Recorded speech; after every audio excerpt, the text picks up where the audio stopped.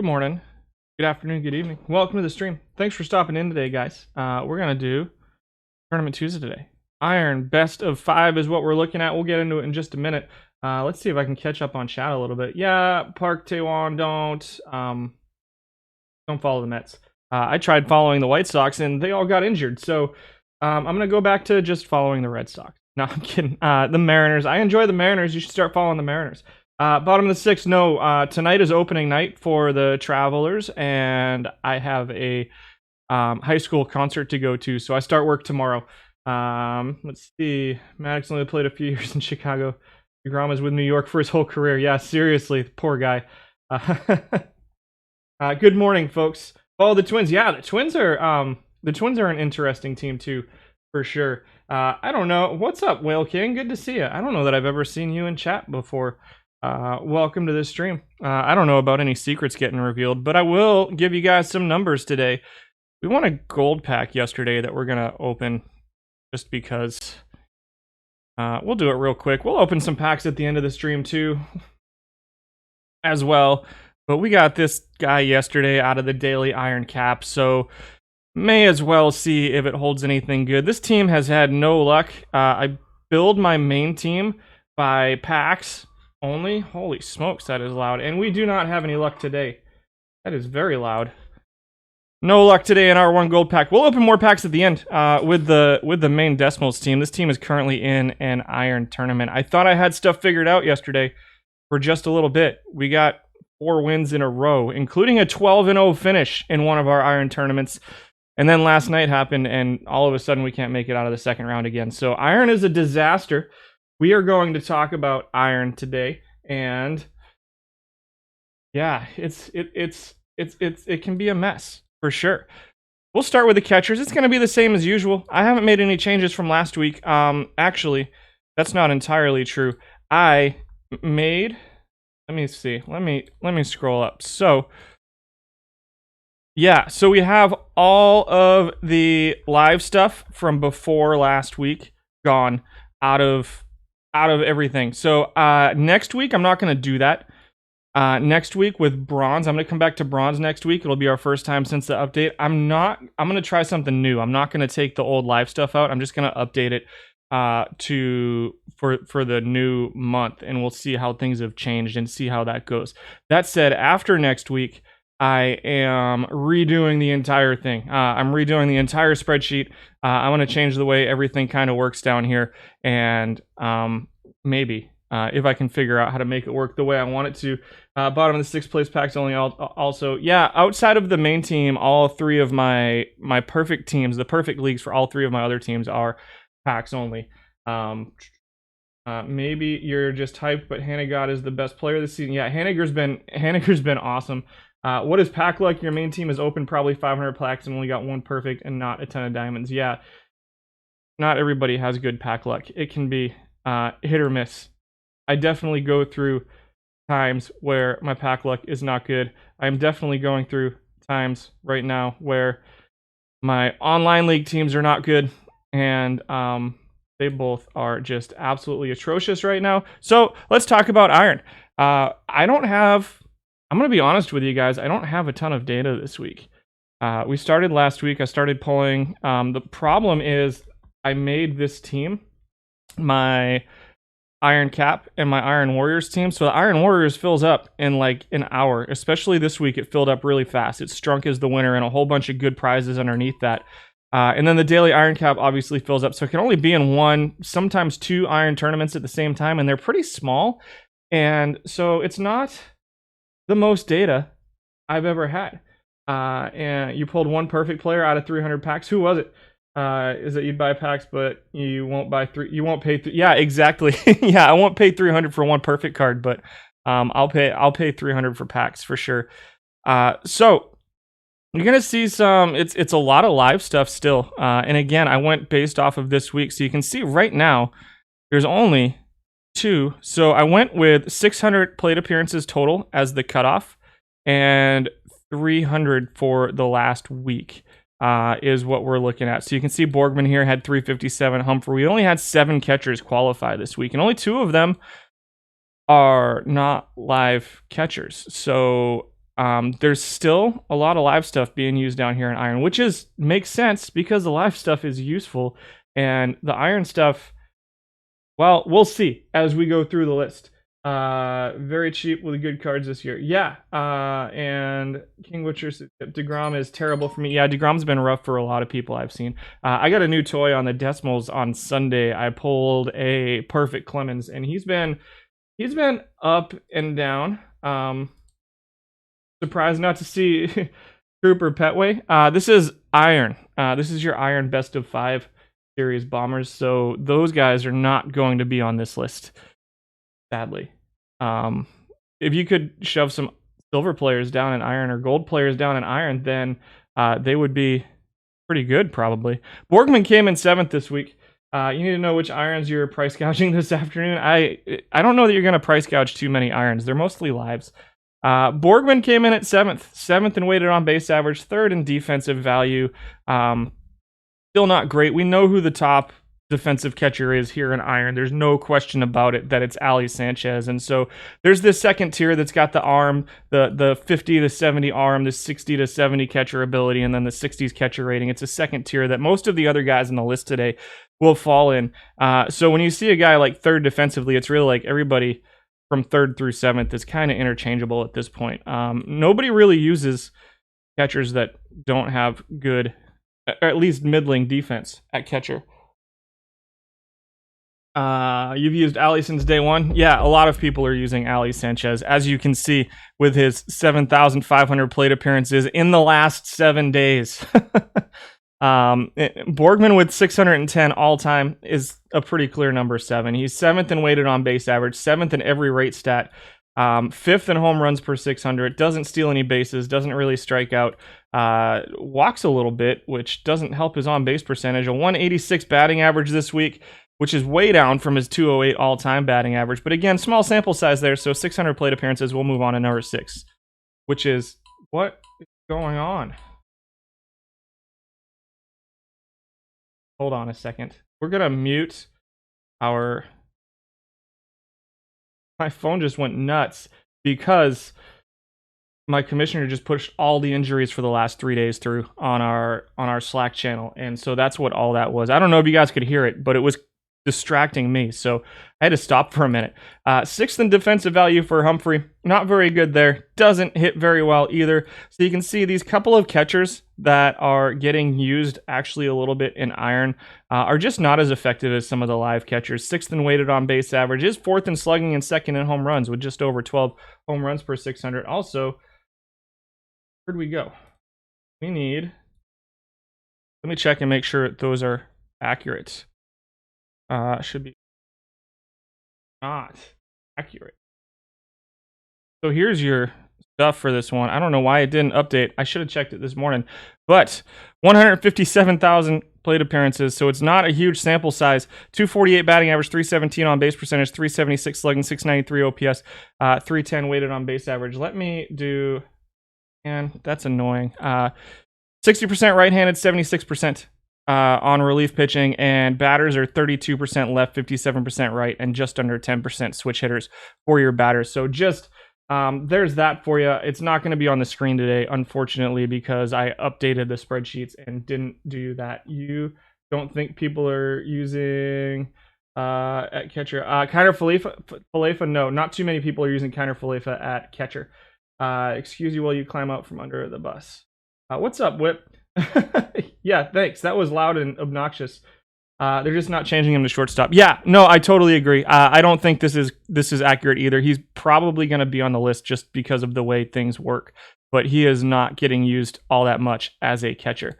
Number 5 is live Elias Diaz. 290 weighted on base average for him, puts him 3rd, 2nd in average, 2nd in on base percentage, 5th in slugging. I will also say that I don't think Kiner Falefa, because you can see here 975, so almost all of it. So this is at every position. So Kiner Falefa has 5,000 plate appearances at every position, and again, that's something that's getting reworked next week after I do bronze. This is specifically for being listed as a catcher, so you can already see right here he's at 975, and all of the live data again is just over the last week. So So keep that in mind. So he's getting used mostly as not a catcher, but he's probably going to be on the list anyway. Diaz ranks 5th defensively, which I think is probably a little bit too high based off of his 48 catcher ability. He's probably getting a little bit of a bonus for that 70 arm that he shouldn't necessarily get. But the 48 catcher ability is pretty low. 61 at catcher, 70 catcher arm. He is 3rd in weighted on base average, so he's a little bit of a bat. 239 batting average, 316 on base percentage. 4th in home runs per 600 over the last week. All time with 9 qualifying catchers. The other ones that are on the list but didn't qualify this week are Satriano and Sal Uvars. All time he ranks 5th. Offensively, you're seeing him 6th offensively all time, but 4th this week for Elias Diaz. I really don't think he's the go-to guy that's going to be the catcher here in Iron. Number 4, Garrett Stubbs comes in at number 4. Stubbs is a little bit interesting to me because he's kind of well-rounded. He's 4th in offense, or 3rd in offense this week, 4th defensively. Again, the catcher ability is a little bit low. I probably need to knock a couple points off for the lower catcher ability at 53, so he's probably closer to 5th or 6th. If we go look at Humphrey and like Borgman comes in 3rd. So yeah, he's probably right around 4th defensively. Gives you a little bit of a bat. 3rd offensively, 229 average, 303 on base percentage, 332 slugging, 636 OPS. But I mean, it's catching at Iron. You're not getting a ton out of it here in Iron over the course of anywhere. He does give you a little bit of speed. He can run just a little bit. Number 1 in steals with 8. But not enough to where, like, I would say, yeah, he probably needs to be in your lineup or on your bench because he can run. I can see him being a solid backup catcher. I don't know that you want him starting every day, though. Number 3, there's Kiner Falefa. Grades out 8th defensively out of 9, so he's not great defensively as catcher, almost unusable as a catcher here in Iron with some of the options that you have above him, especially because of the fact that he does this. He is listed as a catcher, obviously.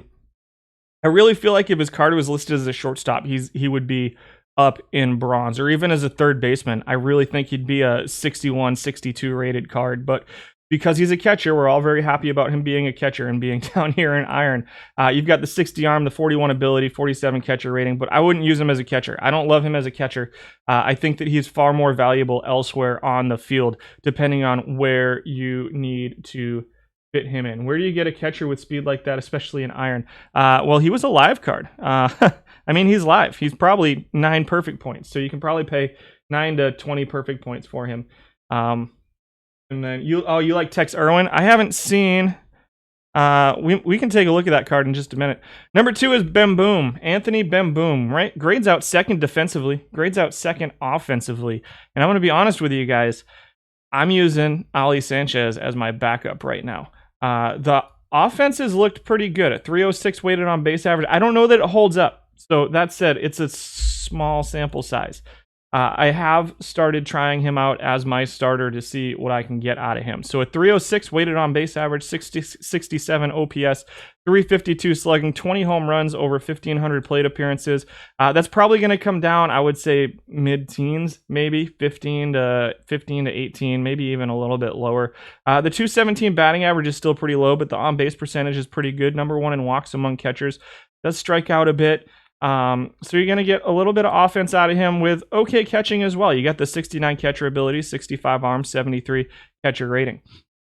Obviously not the number 1 defensive catcher out there, but a pretty solid catcher. Slightly better, I think, defensively than some of the other catchers on the list, and gives you a little bit of a bat to go along with it, at least in the sample size that we have right now. He's giving a little bit. You had a 687 OPS for him, which is actually a little bit higher than what I have here. So maybe he's worth it. I will say that when I plugged him in yesterday, we reeled off 3 straight tournament wins, which was pretty cool. Number 1 is Sanchez. He's at number 1, even though his offense is pretty middling.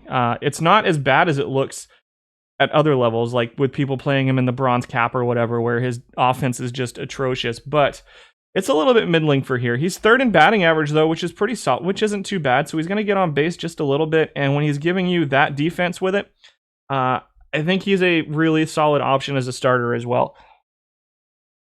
So I think for me, My choice here at catcher is really between Sanchez and Ben Boom. I like Ben Boom right now just because he's given me a little bit of offense, and then I'm using Sanchez as his backup and as a defensive replacement in the late innings.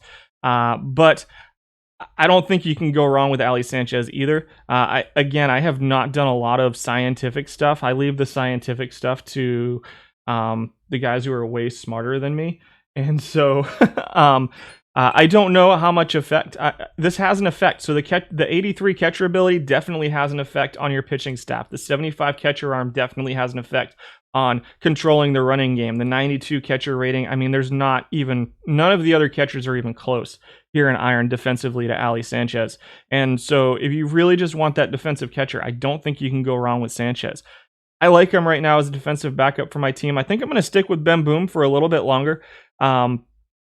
And then I don't think Stubbs is unusable either. I think that I actually think that over time you might see Stubbs get a little bit closer offensively to Ben Boom, but I just think that Ben Boom's catcher defense is just slightly better than Stubbs as well. So I lean towards Ben Boom over Stubbs. And so I think a 1-2 of Sanchez Ben Boom in some way, shape, or form is a pretty solid option at catcher. Make sure your link they show up. Are we getting questions about pack drops? Yeah, so it takes 5 minutes or so. And so they should take a while. But if you're messing up, or if you're messing up, but if your account's not linked, they won't come through. Yeah, so there you go. That's your catchers here at Iron. Do we do first baseman? Only 7 qualifiers. Oh, let's look up Tex Irwin and see what we can see from him. Oh, the Daily Iron cap just started. Let's go here. Just click on one I got knocked out of the first round in, because that's always embarrassing. Oh, second round. We made it to the second round in this one. The Tex Irwin. Yeah, solid speed, 66, 76, 88.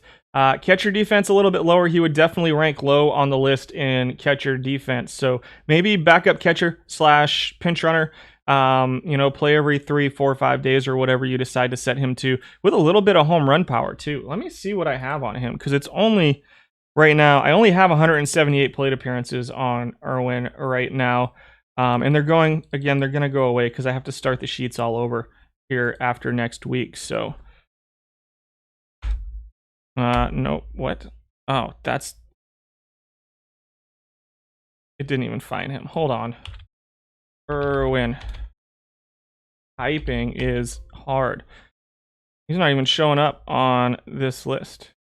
Adding stats. I don't know why he's not showing up here.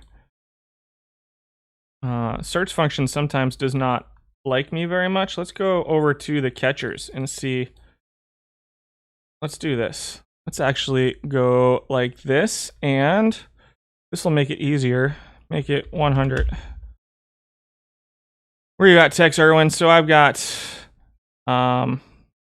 doesn't rank defensively yet because these guys all pop in there. And then I've got a 177 average for him, though, with a 268 on-base percentage for Irwin, which isn't great. The running is fun. The running is great, but if you're not going to get on base, then it's not going to be terribly helpful either. So did I manually claim each drop? Yeah, you have to make sure you ain't Oh, because I'm spelling it wrong. That's why. I'm dumb sometimes. If you don't claim them, they go away. It's interesting. They don't come for free anymore, or automatically anymore. First baseman. So we had 10 guys qualify this week. It goes down to Plankenhorn at number 10. We have 11 guys qualify all time, so it's probably the same 10. Balboni came in 10th. He's very, very bad defensively. 28 range, 27 error rating, and a 51 first base rating. He grades out really bad defensively. He's just kind of atrocious. He's actually pretty bad in all of your rate categories as well. But he does one thing really, really well, and that is hit home runs. He hits almost 40 home runs per 600 plate appearances right now. Through it was 550 this time. It's over 1,000. He's still up at 38, which is a lot of home runs for Iron, and it's still not enough to get him higher than 9th in slugging percentage. This is just a terrible card. Don't use Steve Balboni, guys. I don't have anything to say about this card. It's just not good. Ruiz comes in at number 9 this week, 9th in weighted on base average, 5th defensively, with his 64 error rating, 60 range, and 33 first base rating. So again, not a ton of defense at this position right now. Another guy over 20 home runs, 23.14 home runs, puts him 7th out of 10, 8th in average, 9th in on base percentage, 5th in slugging, 8th in OPS. 405 plate appearances for him this week. So a small sample size on him, but middling or worse in just about every category for Ruiz. Number 8 is Wyatt Matheson. This is a live card that it's my first time seeing. And he's 8th defensively out of these first basemen. Offensively, he's not looking too much better. Lots of strikeouts. 8th out of 10. Walks a little bit, but it's not enough to get his on-base percentage up, and he doesn't have enough speed to take advantage of that. Batting average is .217.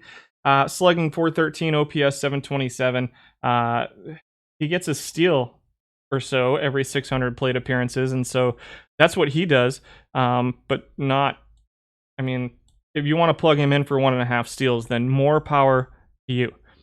Number 7 is John Nagowski, who's your 6th most used. So you can see, I think people have kind of figured out who the more effective starters are. We haven't seen any of the top 4 yet here as we get to number 7. So it's not like sometimes we see guys down at 7, 8, 9 who are like number 1 or number 2 most used on the list. And so we're not really seeing that yet here. So Nagowski comes in at number 7. He's about your 6th, 5th most used player. On base percentage, he's first among first basemen this week, 355, first all time. But still, even with that, yeah, people do use Balboni for sure.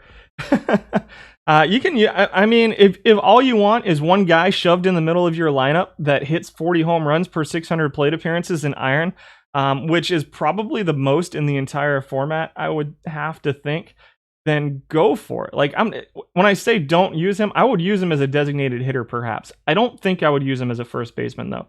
And there's no designated hitters in this format, too, which is part of the issue for me here in Iron, is that there's not a designated hitter in the Iron best of 5. You like him for versus righties and Zimmerman versus lefties? Let's check him out again. You like him versus righties, 84, 61, 26. I kind of prefer him versus lefties, if I'm being honest. Or are we talking about Matheson now? Who are we talking about here? Nagowski? I can see Nagowski versus righties for sure. 53 contact, 51 gap, 63 eye, 74 avoid Ks. That's not bad. And his defense is, I mean, a first base defender, 37 error, 35 range, 56 first base rating is what it is. I can definitely see him as the right hand or the left or the versus righties side of a platoon for sure. I don't think this card's unusable at all. He's going to get on base. He's going to have a pretty solid batting average as well. Not going to hit for a ton of power, which is something I think you can coax out of your first baseman. Last in slugging, last in home runs. But doesn't strike out much and walks a lot too. So the ball's going to be in play, or he's going to walk and get on base. It's an interesting looking card to me. I don't know if it's a must use, but I could definitely see it being a solid platoon option versus righties. And I obviously isn't going to perform as well against lefties, but it's not a huge split either. So if you just can't fit a platoon in with him, then I don't think he's unusable as an everyday player either. Number 6 is Taylor Jones, who's your number 3 defensive first baseman, 3rd in home runs. Unfortunately, everything else is a little bit low right now. He strikes out quite a bit, 150 plus strikeouts per 600. Let's just talk about Balboni all afternoon. I can't do that. I'd love to, but I can't. 7th in batting average, 6th in on-base percentage, 7th in slugging, 6th in OPS, 5th in weighted on-base average, while also being a pretty solid defensive first baseman. 4,200 plate appearances. This is probably about what you can expect out of him over the course of time. Just kind of solid across the board with good defense. He's going to give you good defense at first. He's your 2nd most used first baseman currently. Bats righties. The split is slightly versus lefties, but again, it's barely a split. So can play every day or can play versus lefties. Will be slightly better thanks to 4 points of eye and 3 points of contact and 1 point of avoid Ks. But it's going to be a minimal difference between versus lefties and versus righties. Agreed on the handle. I'm waiting for the next one of that too. And I gave up on the Song of Ice and Fire a long time ago, but I'm still waiting on the third book in the other series there. Number 5 is Matt Beatty. He's your 4th most used all time and 7th most used this week. So people starting to, or actually 7th most used as a first baseman. So that's one of those issues that I'm going to try to figure out for a couple weeks from now. So he's got a 73 rating at first base, but he gets used at third base as well. I'm going to guess that he's getting mostly used as a first baseman because this third base rating is kind of not great. But among first basemen, he ranks 5th offensively and 4th defensively. It's not awful. Yeah, no, we're not going to turn into a fantasy book club. Not today. We can do that on my stream. We'll talk about it on my stream if you want to come talk about fantasy books. I have to be professional over here and talk about the things I've been asked to talk about. Yeah, the King Killer Chronicles, which is never going to be any good, or never going to be finished, I should say. It's good. It's never going to finish.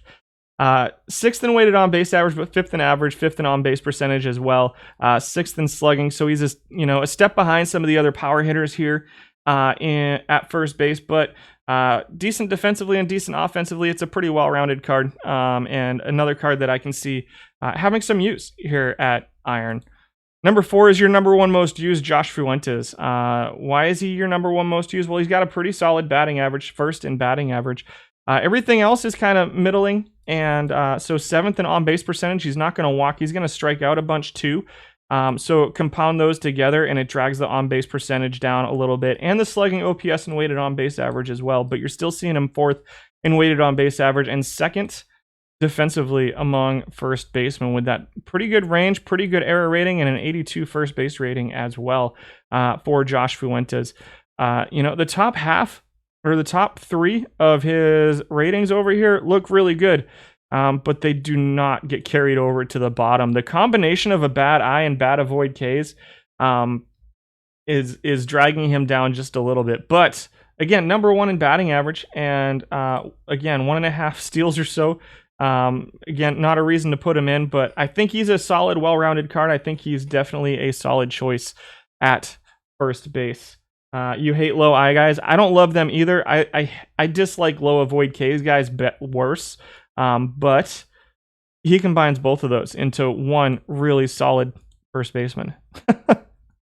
Number 3 is a guy who just showed up on my lists for the first time this week, Travis Blankenhorn. Getting played at a whole bunch of different positions, probably getting played in left field a little bit. You can see only 200 of his 495 plate appearances are listed as a first baseman.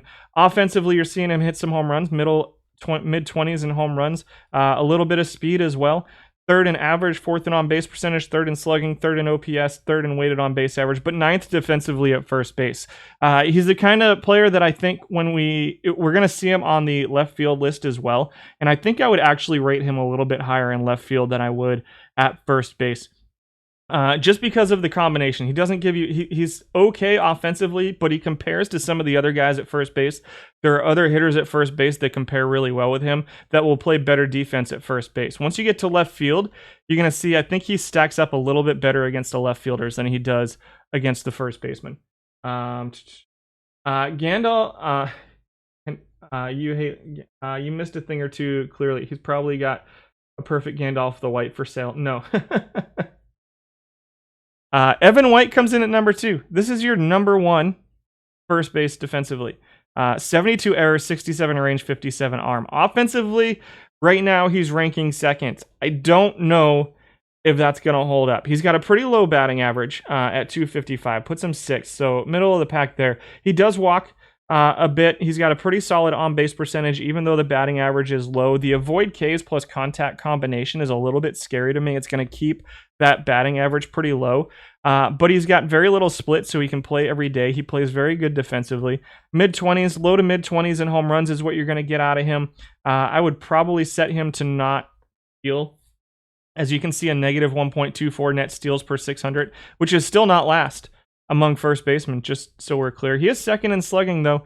He's going to hit some doubles. He's going to hit doubles. He's going to hit home runs. He's going to be one of those guys that bats that goes like 30 for 120, but 25 of them are going to be doubles and home runs. So Evan White comes in at number 2. He's the guy that I am currently using. The hitter and pitcher split for Iron. I broke the overlay this week, so this is what it looks like. We'll bring it up again. We'll probably bring this up again at some point. So it's almost 3/4 right-handed pitching, between 60 and 75% right-handed pitching, and you got almost 60% right-handed batters with right around 30% left-handed. And if people come in, we'll bring that up as we go and as we need to. So, but again, a lot of these live cards don't have a huge split, and they're kind of exactly what you expect to see out of live first baseman right now. A lot of avoid Ks, and the launch angle era of baseball is a real thing, and so you're seeing a lot of these guys with high power, low avoid Ks, low contact as well. And Evan White is one of those guys. I think it's a well-rounded card. Plays well offensively, plays well defensively as well. Number one is, I'm nervous about this. I don't know who it is. Ryan McBroom comes in at number one. Only a 626 plate appearance sample size, so keep that in mind. But his rate stats are easily the best out of these first basemen right now. Number one in weighted on base average, number one in OPS, number one in slugging, second in average and on base percentage. I do not know if those hold up, and I have to imagine that this is getting platooned. I have to imagine that he's being used mostly as a platoon against left-handed pitching, where he looks like he can probably be pretty effective. A 57 contact, 56 gap, and lots of power against left-handed pitching. You lose 10 points of power, 4 points of gap, and 8 points of contact versus righties. You lose 5 points of I and 3 points of avoid K as well. He's not fast. He's not going to steal bases for you, and he's just okay defensively. I don't love this card as a number one, but if you are, maybe as the left side of a platoon with Nagowski, perhaps, if you're trying to platoon, really at first base, I like the guys. I think that if you have options here at first base, they can play against both lefties and righties, then I kind of like to stick with that, especially when you've got a guy like Evan White, who can play defensively as well. And, the Taylor Jones, the Josh Fuentes, who all don't really have big splits that McBroom has. And again, with no DH, if there was a DH here, then I think McBroom would probably be a pretty solid DH. But we have some data on Ryan Zimmerman. Let's see what we have on Zimmerman.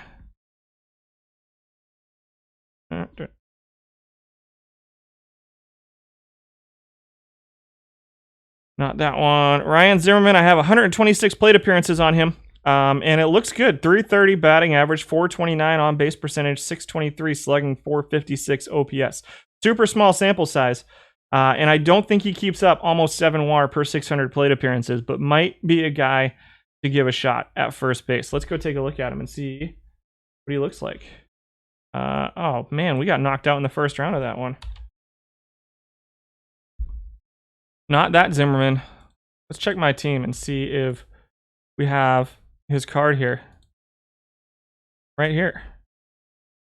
58 gap, 65 home run, 47 I, 51 avoid Ks. Not a terrible looking bat. Defensively, not awesome looking defensively. Splits, if you can platoon him versus lefties, he's probably going to hit pretty good. So maybe so like you said, yeah, you like him as the left-hand side of it, or the platoon versus lefties with a Nagowski, perhaps. And that might be something that I have to consider, because when we looked at Nagowski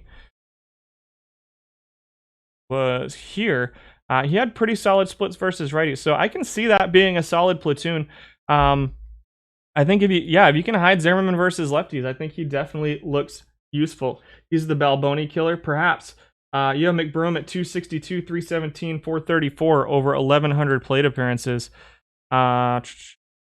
We got 434, 317, 434. So you've got him a little bit lower in average, way lower in on-base percentage. So interesting. Yeah. Again, that's 600 plate appearances. I imagine it's going to come down, but I can definitely see him being platoonable. Although that Zimmerman card looks like a versus lefties platoon, and I may plug that in.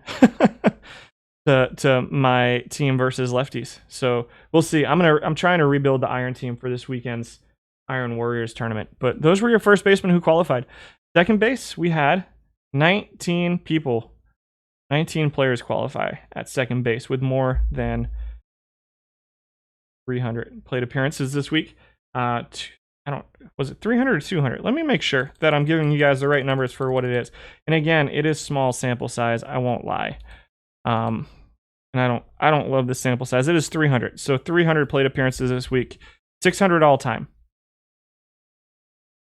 is what the cutoff was. So you can see this list, right? Mayfield's number 1, listed as a second baseman. He comes in 10th. He's listed 3rd up here. He does play second base, third base, shortstop, so he plays multiple positions. I think that he's one of these live guys who plays multiple positions that is really best suited to only one, and so he only really plays as a second baseman. You can see only 350 plate appearances listed as another position.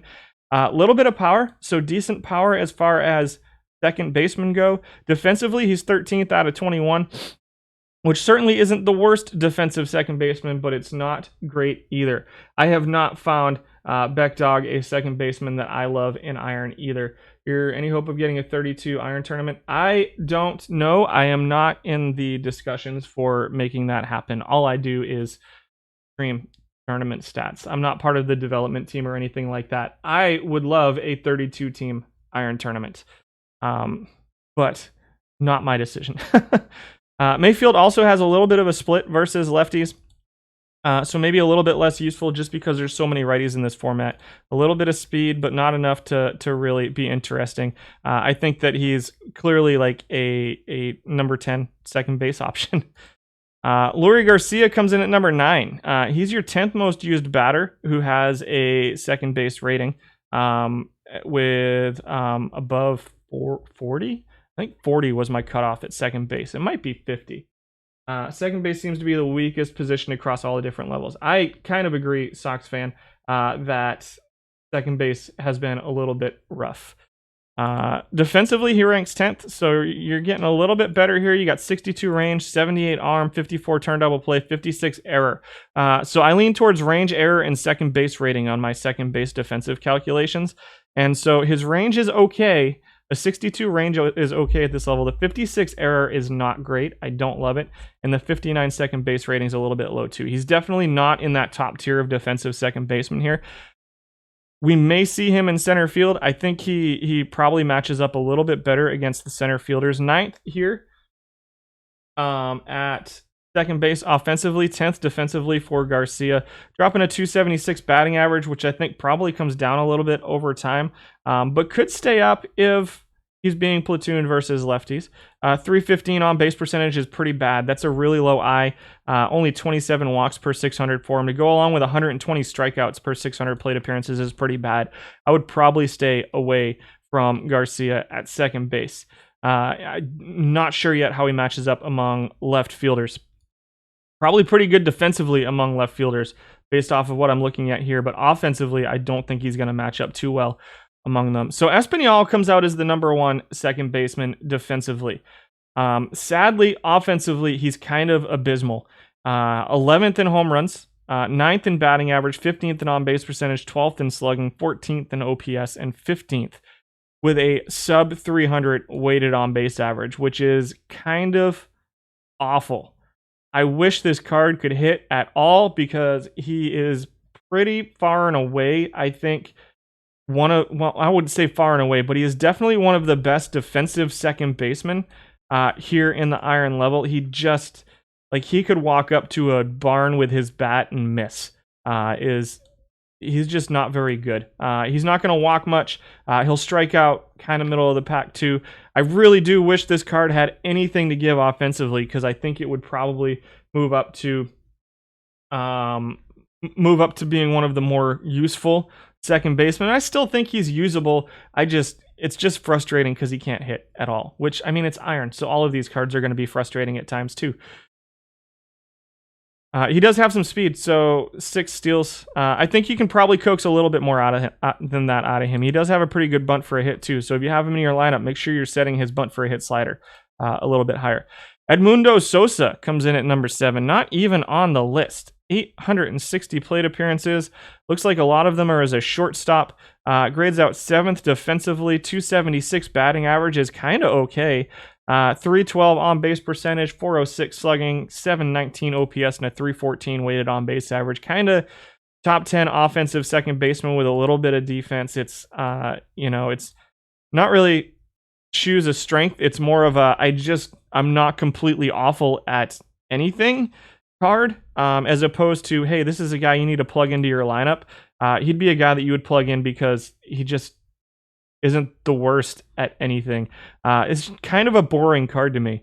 But I don't think, again, it's one of those cards that I think isn't really unusable and you can get away with. There's just no really seriously awesome options here at second base.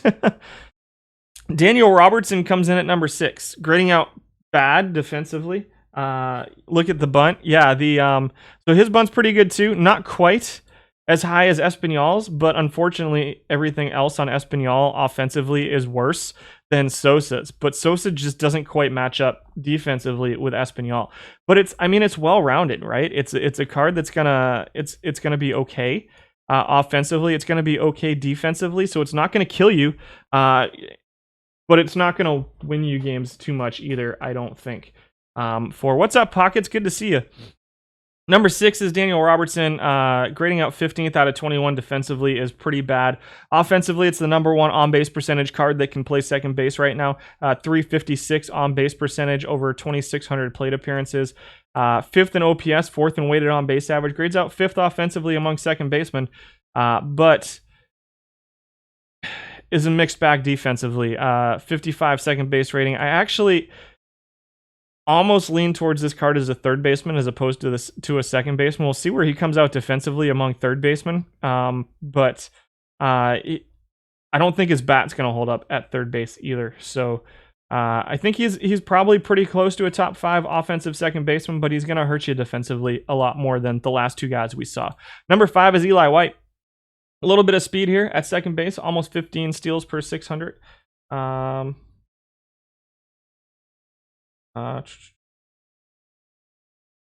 man, bad week.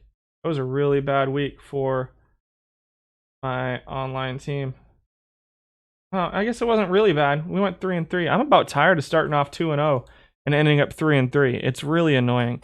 It seems like every week we start off 2-0 in this team with this team and end up 3-3.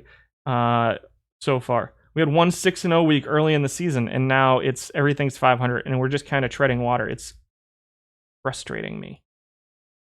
Defensively, Eli White comes in 8th, so kind of the top third defensively for Eli White. 65 range, 68 arm, 61 double play, 66 error. I definitely don't think he plays at shortstop. I think defensively, it's definitely a second tier defensive second baseman. He's going to hit a little bit for power, a little bit of on-base percentage, pretty okay OPS and weighted on-base average at 324 over 2,000 plate appearances with some speed to go along with it. I don't think Eli White's unusable at second base either, but he's a usable card. There's so many usable cards here at second base. It's really hard to pick one. I had bases loaded with one out in the 12th. Oh, thanks, Whip, because I wasn't watching. So you really had to let me know how bad it was. We were that close, huh? Eli White has been timed running to first faster than 30 feet per second, just not in this. That is really fast. I don't know if speed changes over time. I know that defense supposedly does not change over time, but I don't know if speed's going to change over the course of the year. I'll have to look into that. White comes in at number 5.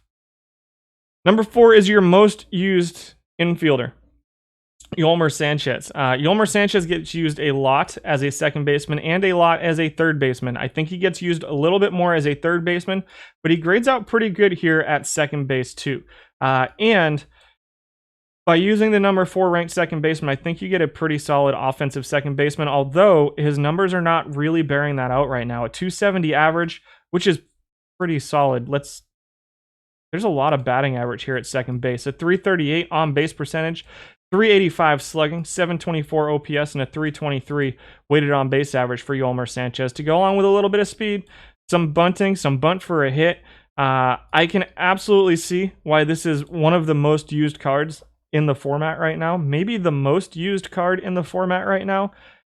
I think at 9,400 plate appearances, it's pretty well rounded. The problem is you got a pretty significant split in gap versus lefties, but the I and avoid Ks are both pretty solid versus righties and a little bit of power versus righties, but not enough power for me to even consider that as an option. He's going to be a pretty good on base percentage card with some good batting average, with the ability to run and play defense at second base. I mean, number 4 defensively, but again, there's not a second baseman here that sets himself apart. We'll see what the rest of the list looks like. Who was number 1? It was the guy who couldn't hit. So I like Yolmer Sanchez at second base. I like him at third base too, but I think his bat holds up at second base just a little bit better than third base.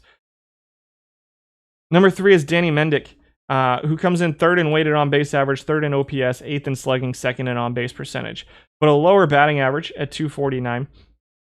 Third in walks per 600, second in WAR among second basemen though, but he's probably getting most of that from second base. A little bit of power, 17 home runs over what's a good percentage of tournaments to be getting packs from?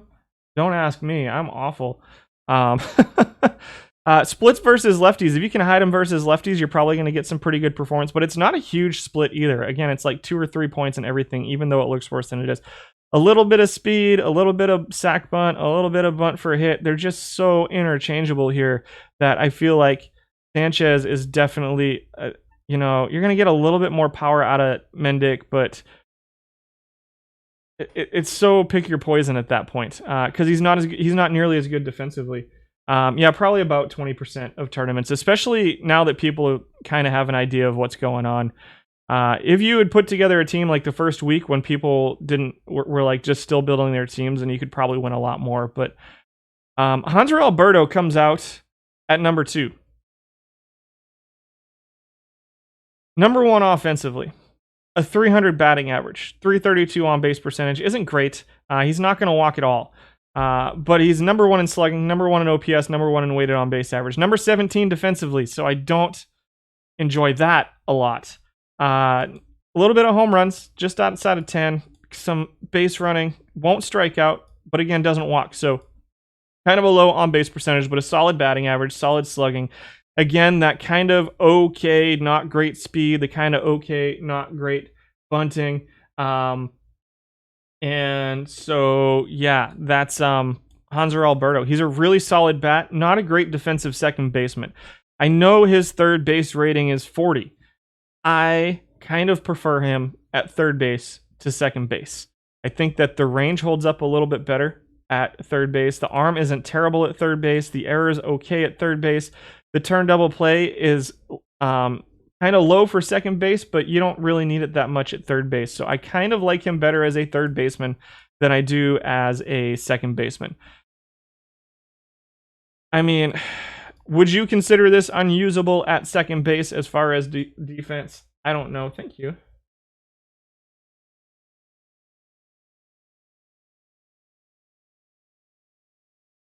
Sorry. Pizza roll. I get fed every now and then. The WAR at 6th, even with offense this good, is kind of bad. He's really bad defensively at second base, to the point that I don't think I even really consider him a second base option. He makes the second base cutoff because he has the 50. I think the cutoff at third base is 40, so we should see him on that list. I'll have to check. I think second base went up to 50 for this week. It might have been 40. I think it's 50 this week, but that range just hurts at second base. The arm is obviously better suited to second base, but still not terrible for third.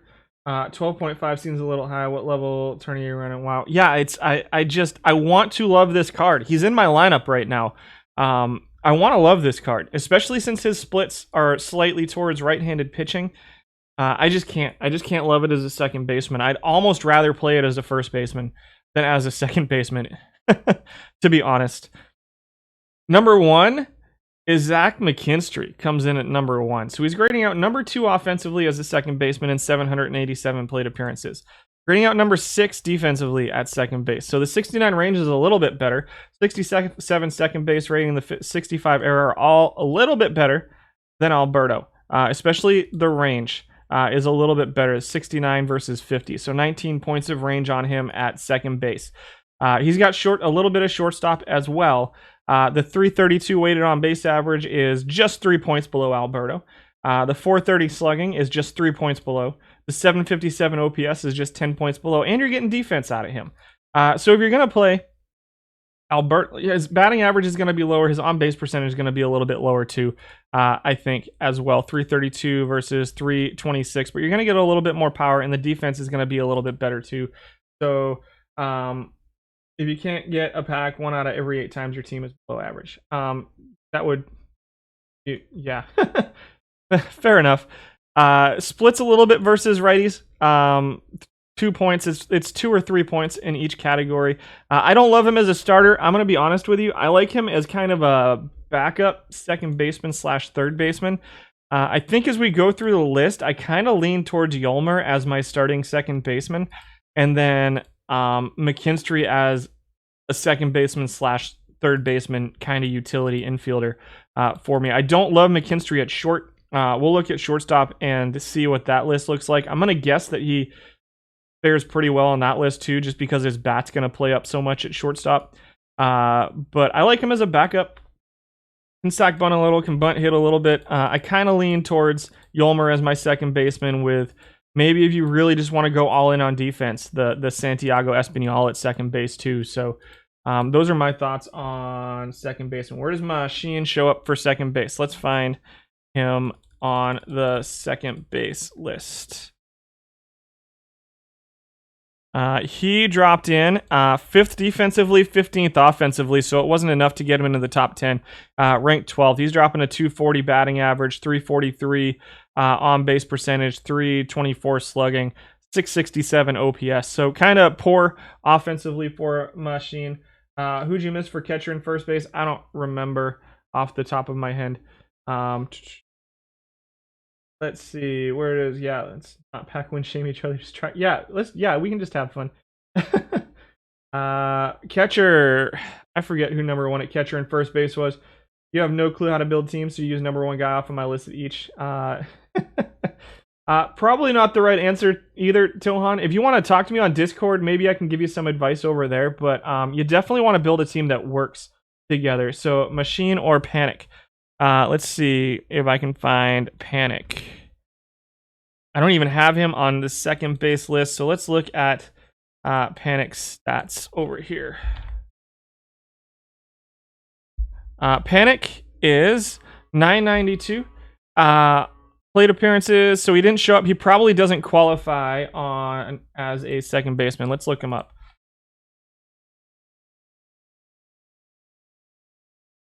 He should have. Weird. Let's see where he shows up on the second, because I didn't see him on that second base list. Let me check again real quick. Oh, there he is.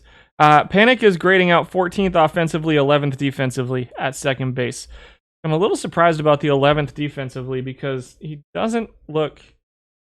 the turn double play is probably dragging him down a little bit. I don't hate the looks of him defensively. He doesn't look terrible. Splits versus righties. If you can hide him, if you can platoon him versus righties, I think he kind of looks okay. I'm a little surprised to see his numbers that low, to be honest.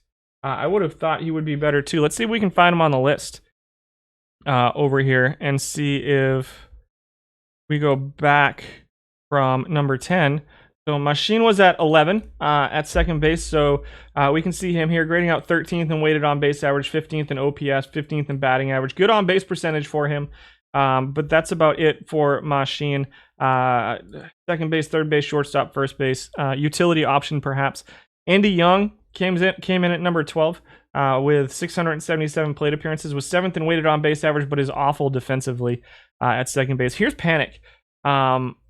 Dropping a 306 weighted on base average right now, 335 on base percentage, 240 batting average. I'm going to guess that some of that is somebody not platooning him. I'm going to guess that some of this is him not getting platooned.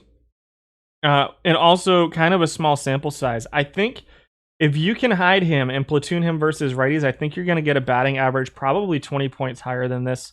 And again, there's nothing scientific about that. So if you come back with like a 245, don't blame me. Or you can. Whatever. Slugging at 337, OPS at 672, weighted on base average at 306. Grades out 11th defensively, definitely firmly in that second tier of defenders. Again, kind of like first base and catcher, they're all kind of, that second tier is all kind of smushed together here at second base. There's no real, outside of that, the one, what was it, Espinal, who can't hit at all. The rest of them, everybody else is kind of smushed. I like the 72 error rating, the 60 range, the 60 second base rating. None of those are awful to me. I think you can probably get a little bit better than this out of him. Balboni definitely high variance. Agreed. When you win a tourney, Balboni rakes. When you lose, he's terrible. Yeah, I've seen that on a lot of players too. Yeah, maybe look at winning teams. Yeah, that's fair. You're welcome for the stream, Sharpie. Panic at number 5 used doesn't make the top 10. Yeah, it happens sometimes. He's just the number 5 used when listed as a second baseman. So, maybe you get a win a day just through that, at least for Iron. Yeah, if you just throw AI teams, yeah, perhaps get a win a day or a second place. The problem with Iron right now is that you have to get to the finals to get packs. Like, I honestly think that bronze is a slightly bigger bang for your buck at this point. Even though you have to win a few more games to get there, there's a little bit less variance in the early rounds in bronze, I think, and you get packs for getting to the semis in bronze as well. So I do like Iron, though. It's super cheap barrier to entry. Like, you can probably build a decent Iron team for 250, 300 perfect points. How do you message me a question on Discord? I am, you can find me in the Out of the Park Discord channel as Angered Unicorn, or my username is Malivion, Malivion. Did I go over batting numbers for pitchers? No, I am not going to go over batting numbers for pitchers. Not today. That might be something for a future look, particularly in formats where pitchers hit, like this format, but it's not going to happen today. Do I ever do analysis for gold or low diamond tournaments? Down the road, I will be. Right now, I'm just kind of settling. I've settled into this kind of iron, bronze, silver, just because everything changes every month right now. And then this week, they're adding a whole bunch of historical stuff. I don't know what's going on Thursday. If you got packs for semifinals in iron, you would have 1 million packs. Yeah, I think most of us would. You join a tournament and don't pick your own team. The computer does? No. So it won't auto-generate a team unless you just... When you join a tournament, I'll talk about that real quick. So just, if you join a tournament and don't want to spend the time putting a team together, just go over here, hit roster management, manage cards, select all. Just go like select all, activate all cards. Do not quick sell all cards. I did that last year. That was a bad day. Activate all tagged cards, and then go up here. And then you can just say actions, ask AI to set up complete team lineups, etc. It'll take all those activated cards, the 200 cards or so that'll get activated, and it'll make a team for you. And in Iron, the AI will be okay. Once you get up to silver, gold, higher levels, the AI becomes less effective at building teams for you. I would also recommend going over here and hitting strategy for these tournaments to like a sabermetric or a moderate sabermetric. Unless you build a different kind of team. If you're just trying to put a team together in like 2-3 minutes, you can definitely do that. And you have the chance to win packs in Iron too. There is a ton of randomness here in Iron, for sure. Under roster, import, export, you can have it import all eligible cards as well. Let's see. Yes. So you can go here, activate all eligible cards here as well. That's something you can do as well. Again, it'll only take 200, so you can only fit 200 here. I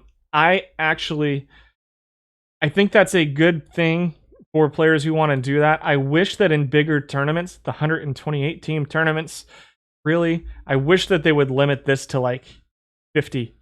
Reserve roster to like 50 players, just because then I could get downloads on the 128 team tournaments. Right now I can't do it. So the sell all card button does not need to be there in tourney mode. It doesn't need to be there. I asked them last year to move it and they didn't. But that's my critique for the day. It was my first Iron tournament. It was literally my first Iron tournament last year. I was like, select all, activate all cards. Yes. Where'd they go? I sold all of my. It was an Iron tournament, luckily, so it wasn't like an open tournament or anything dumb like that. I haven't made that mistake again since, but that was a rough start. I sold all of my Iron cards right off the bat in perfect team.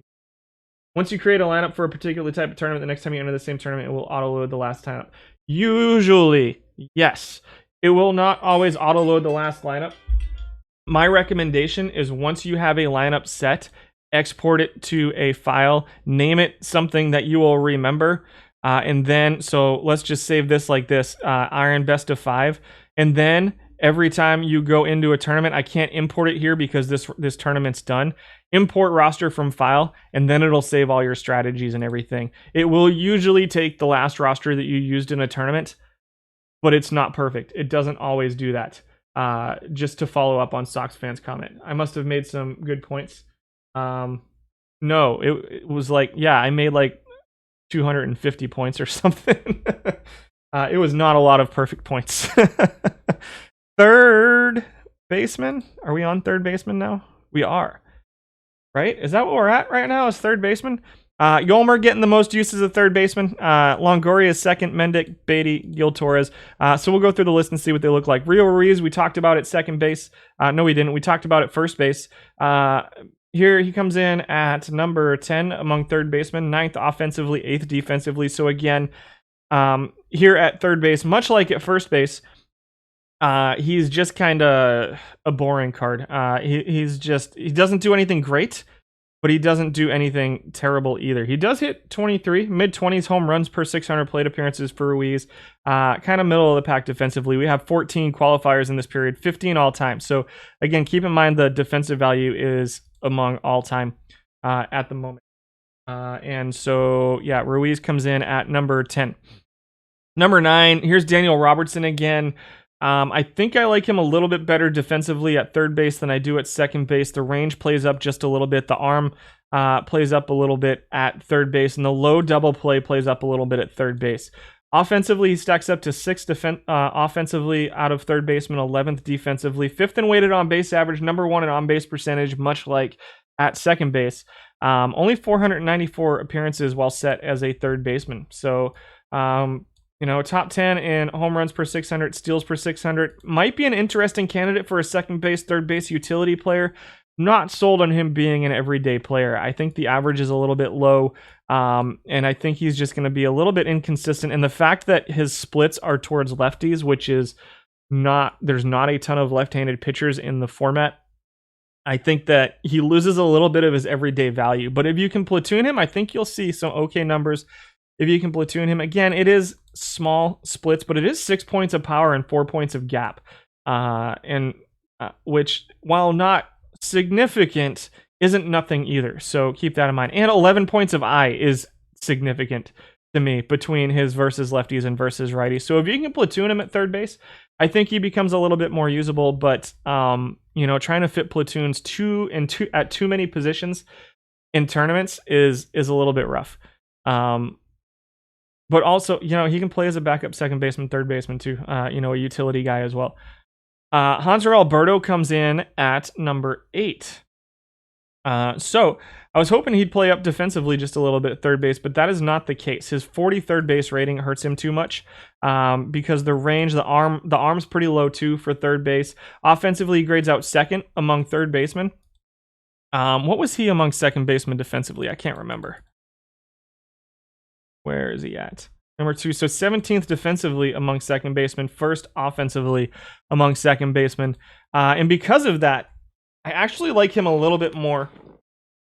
At third base. I know that the third base rating is a little bit lower. He's 13th out of 15 at third base. So he's not the worst defensive third baseman out there. He's just close. And I can live with eating defense just a little bit at third base. And he is still the number 2 offensive third baseman. 304 average. Solid on-base percentage. Good slugging OPS weighted on-base average with a little bit of speed thrown in there. and he's a really solid offensive card. Perhaps also a second base, third base utility player for Hanser Alberto as well, depending on what you want to do with him. I really like that he splits versus righties. Maybe like platoon him with Robertson. I don't know. It's kind of up to you at that point. I like this card offensively.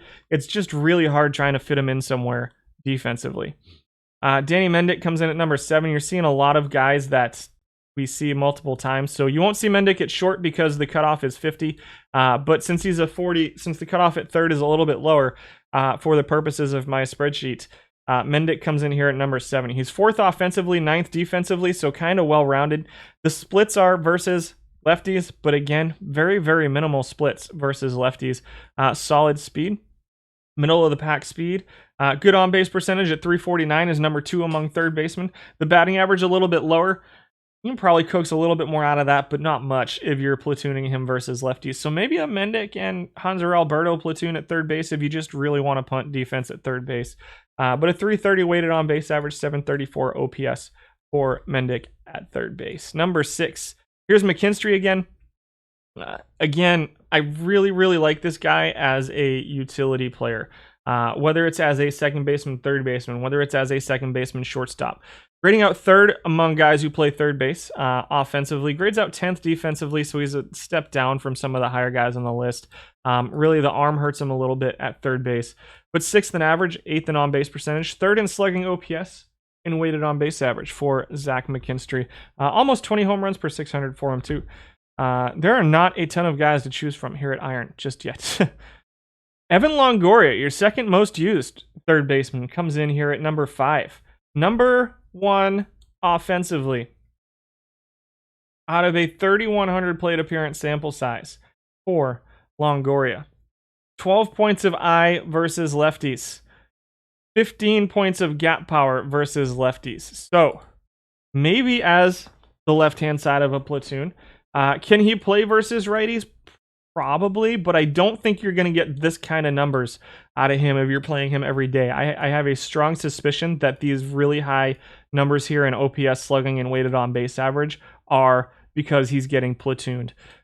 So keep that in mind. Defensively, he's 12th. Again, we're not opposed to eating defense at third base just a little bit. Maybe with Alberto versus righties, a Longoria versus lefties. Kind of platoon, you can get some solid offense out of your third baseman. I haven't tried Longoria yet, I don't think. I'm going to plug him in here versus lefties.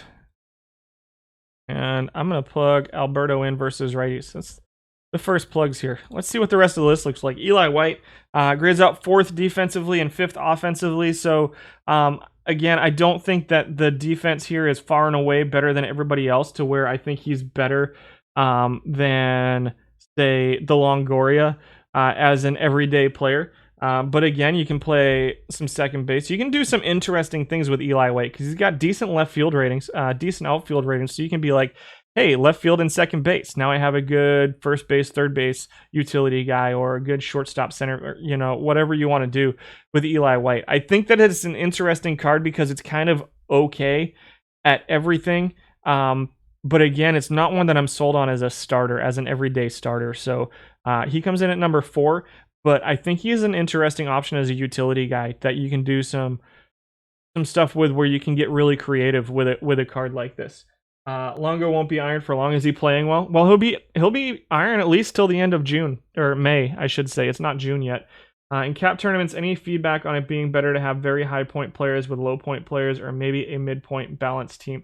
So I do more cap stuff on my stream, but I will say there are benefits to both. What I see, it really depends on the cap. It really depends. So tonight is Sporers, for instance, and in Sporers, you can really, really get a full lineup of high value players while having the low value players as your backups.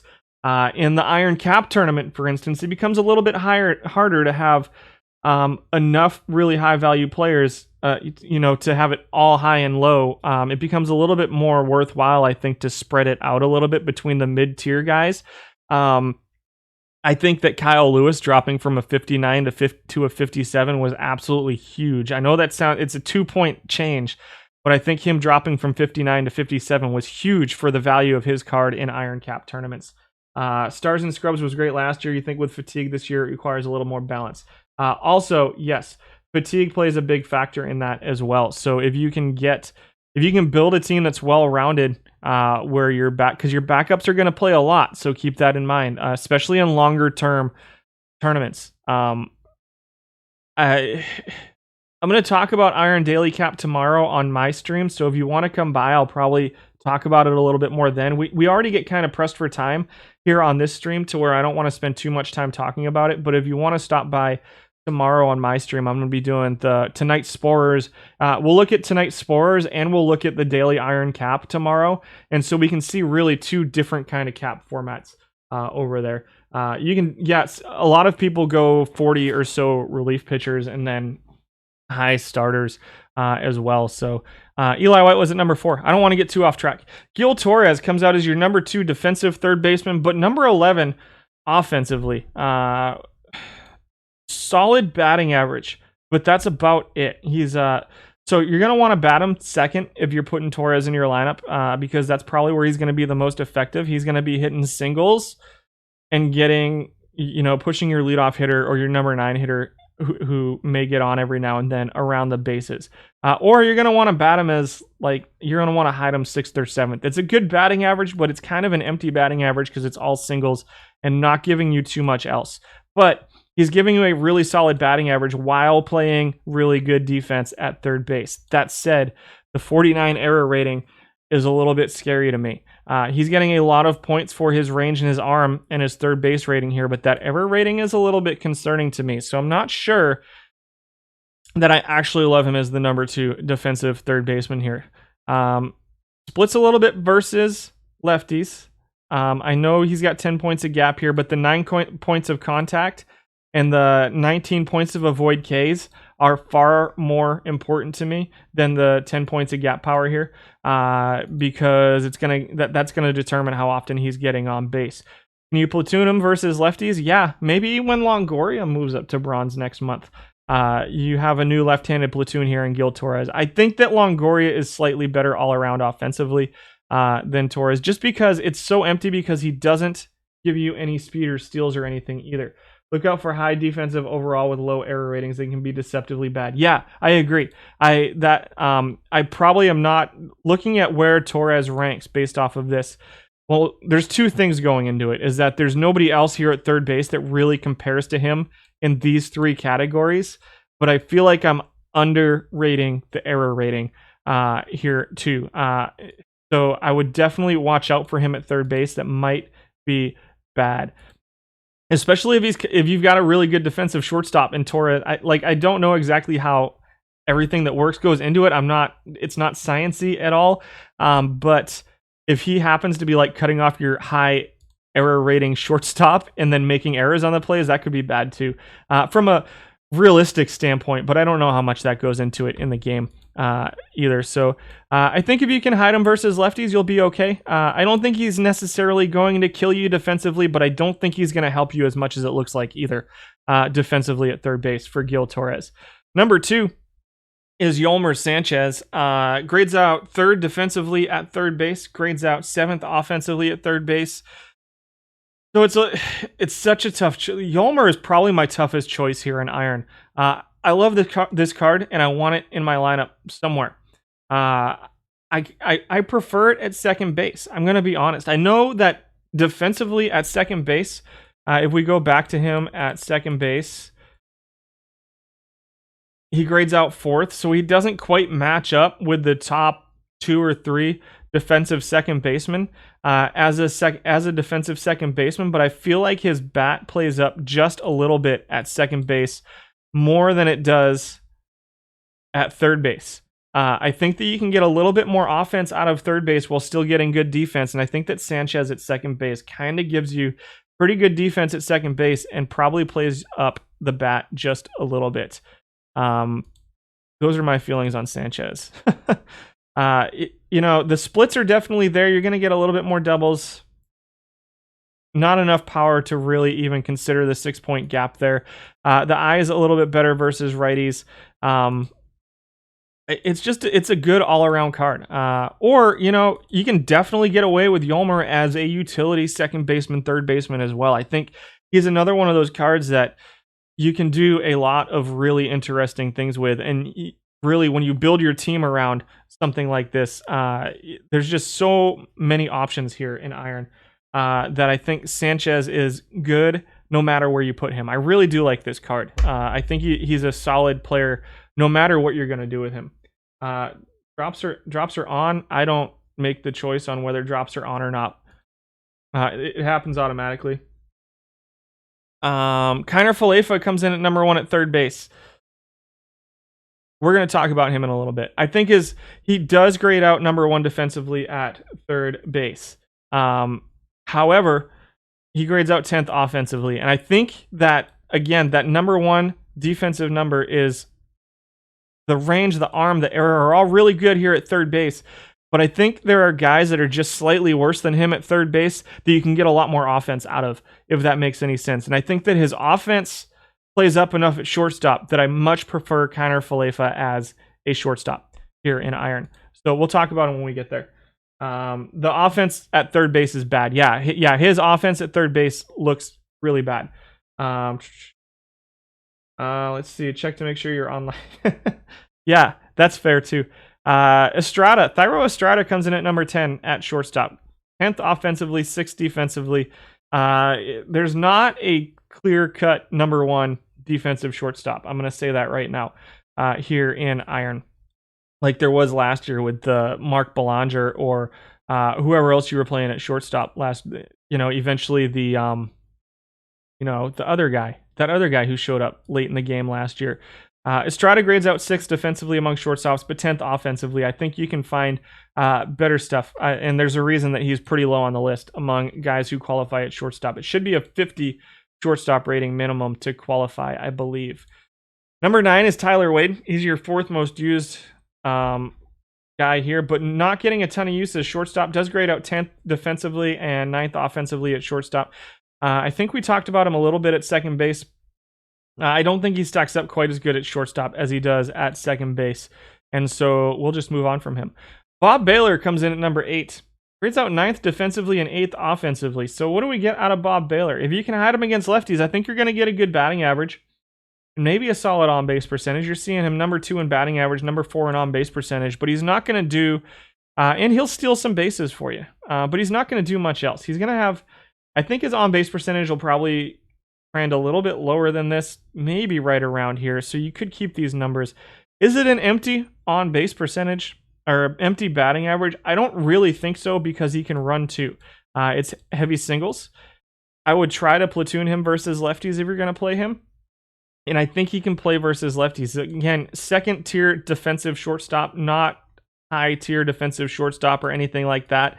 But I don't think he's so bad that he's going to kill you. He is 9th out of 11 qualifiers. But again, I don't think that he's so bad that he's going to kill you at shortstop. But he will definitely affect your pitching staff. So keep that in mind. If you're hiding him against lefties, he's only going to play once every 3-4 games anyway. Do I have data on Abraham Toro? Yeah, Vizquel was the guy I was looking for. He's never Isaiah. Let's see. Who? I'm not sure who you're talking about, Darth Icarus. But let's see. Do I have data on Abraham Toro? We'll look him up in a minute. Let's get through the shortstops and then we'll look up Abraham Toro at third base. I do think I have data on him. So that's my feelings on Baylor. Andrews comes in as the number 4 defensive shortstop. High error, okay range, good arm, decent shortstop rating. Not great. Again, not really any standouts here at shortstop. Decent base runner, good speed with steal and base running. Lower batting average, lower on-base percentage than, say, your Bob Baylor. So similar base running, a little bit worse base running. Lower on-base percentage, a little bit better slugging, OPS weighted on-base average for Andrews. Much better defensively than Baylor, though. The splits versus lefties again. So if you can hide him versus lefties, I think you can poke some pretty good offense out of him. Do you want a straight platoon at shortstop? I don't really know at this point. It's kind of how you're building your team. Number 6 is Unsung Heroes, Jose Valdevelso. This is a guy I see a lot in Iron Cap for whatever reason. He gets a lot of play in the Unsung Heroes tournament, obviously, too. you know, again, kind of in that almost top tier of shortstops here in Iron, but just slightly below the top tier. Offensively, he's grading out fourth, but I just don't see it holding up. This is 556 plate appearances here. 785 all time. Grades out fourth all time as well. 311 on weighted on base average. 691 OPS, which is low, but it's shortstop. So what are you gonna do? A 336 on base percentage is pretty good. It's kind of okay. And a 265 batting average. So one thing he does have going for him that Baylor also has going for him is that he's a ground ball hitter. And so keep in mind when you're building your team that here in Iron, as we've seen, as we've gone through these lists, there's not a ton of infield defense. And so the ground ball hitter for Valdevelso, it's probably helping him out a little bit. I need more information on him before I decide whether or not I like this card. He looks okay defensively. The numbers offensively are telling me he's doing okay. It's a pretty small sample size, and I gotta be honest, I just don't see it holding up with those ratings. You have him at 239, 316, 313 over 1,500 plate appearances, which is way below what I'm seeing, like way below what we're seeing here. So even here, you'll see a 4-point slugging percentage drop, a 7% average drop, 2 points on base percentage, and 2 points of weighted on base average with just 200 more plate appearances. So I really think that these numbers probably drop. How far they drop, I'm going to have to wait and see. I don't love him at shortstop, though. Edmundo Sosa, we had at shortstop. His name is said as Andrews, not Andrews. Okay, I will try to do that as I go forward. Question, your game crashed as you opened a pack. Is there a way to see the most recent obtained cards in my game? Not that I know of. You see 5 dupes, so you got 1 new card. Not that I know of, Veggie. Will I be posting the top 10s on my Discord? Yes, I will post the top 10s on Discord today. I forgot last week and then updated everything, and apologies for that. Sosa comes in at number 5, grading out number 3 offensively, but definitely that probably that third tier defensively at shortstop, maybe right on the bottom half of the second tier. Kind of solid offensively, number 1 in batting average among shortstops, 7th in on base percentage, 2nd in slugging, 3rd in OPS and weighted on base average, over 860 plate appearances. I kind of like Sosa as a utility second baseman shortstop guy right now. I don't know that I love him every day at shortstop, but I kind of, the splits are there, but not huge. And I think the batting average could potentially be what we get out of him. And he's got a little bit of power as a guy you can play okay defense at shortstop. I kind of like him as a second base shortstop utility guy. I'm not sold on him as an everyday guy. Espinal grades out as the number 1 defensive shortstop. Again, his bat plays up a little bit here at shortstop. So 6th offensively at shortstop as opposed to like really bad at second base. So maybe Espinal as a shortstop. Again, maybe as a utility second base shortstop. I kind of like my utility guys to have a little bit more offense than what Espinal gives you. And again, if you look, I could see Sosa being a good option. I don't love Espinal unless you're going straight up for defense, which he's very good at. Yeah, no problem, Fred. Have a good afternoon. You're asking, I'm pretty sure it's Andrews. So everything that I've ever heard is Andrews, as far as I know. I'm pretty sure it's Elvis Andrews. Sosa was so bad defensively for you early on. Let's see. I can see him. I don't know. I definitely think he's either on, like I said, he's either right on the bottom of that second tier defensively shortstops or right in that third tier defensively at shortstop. I need to do one stream where I just go really in depth on defense, or take a day where I just really go in depth on defense. Can you live with 0 offense or very little offense out of your shortstop? I like Espinal as a defensive shortstop. I kind of like Espinal as a shortstop here, based off of what I'm seeing. Possibly the best glove at shortstop. I agree. Lives play very well in Iron, to be honest. They do, Will King. They definitely play very well in Iron. You usually only select non-live cards, but based upon these cards, you should probably not. Yeah, for sure. Lives are good here in Iron. Lives play up to bronze this year. You were mixed on which way it was said after once hearing a commentator call him Andrews. That happens a lot.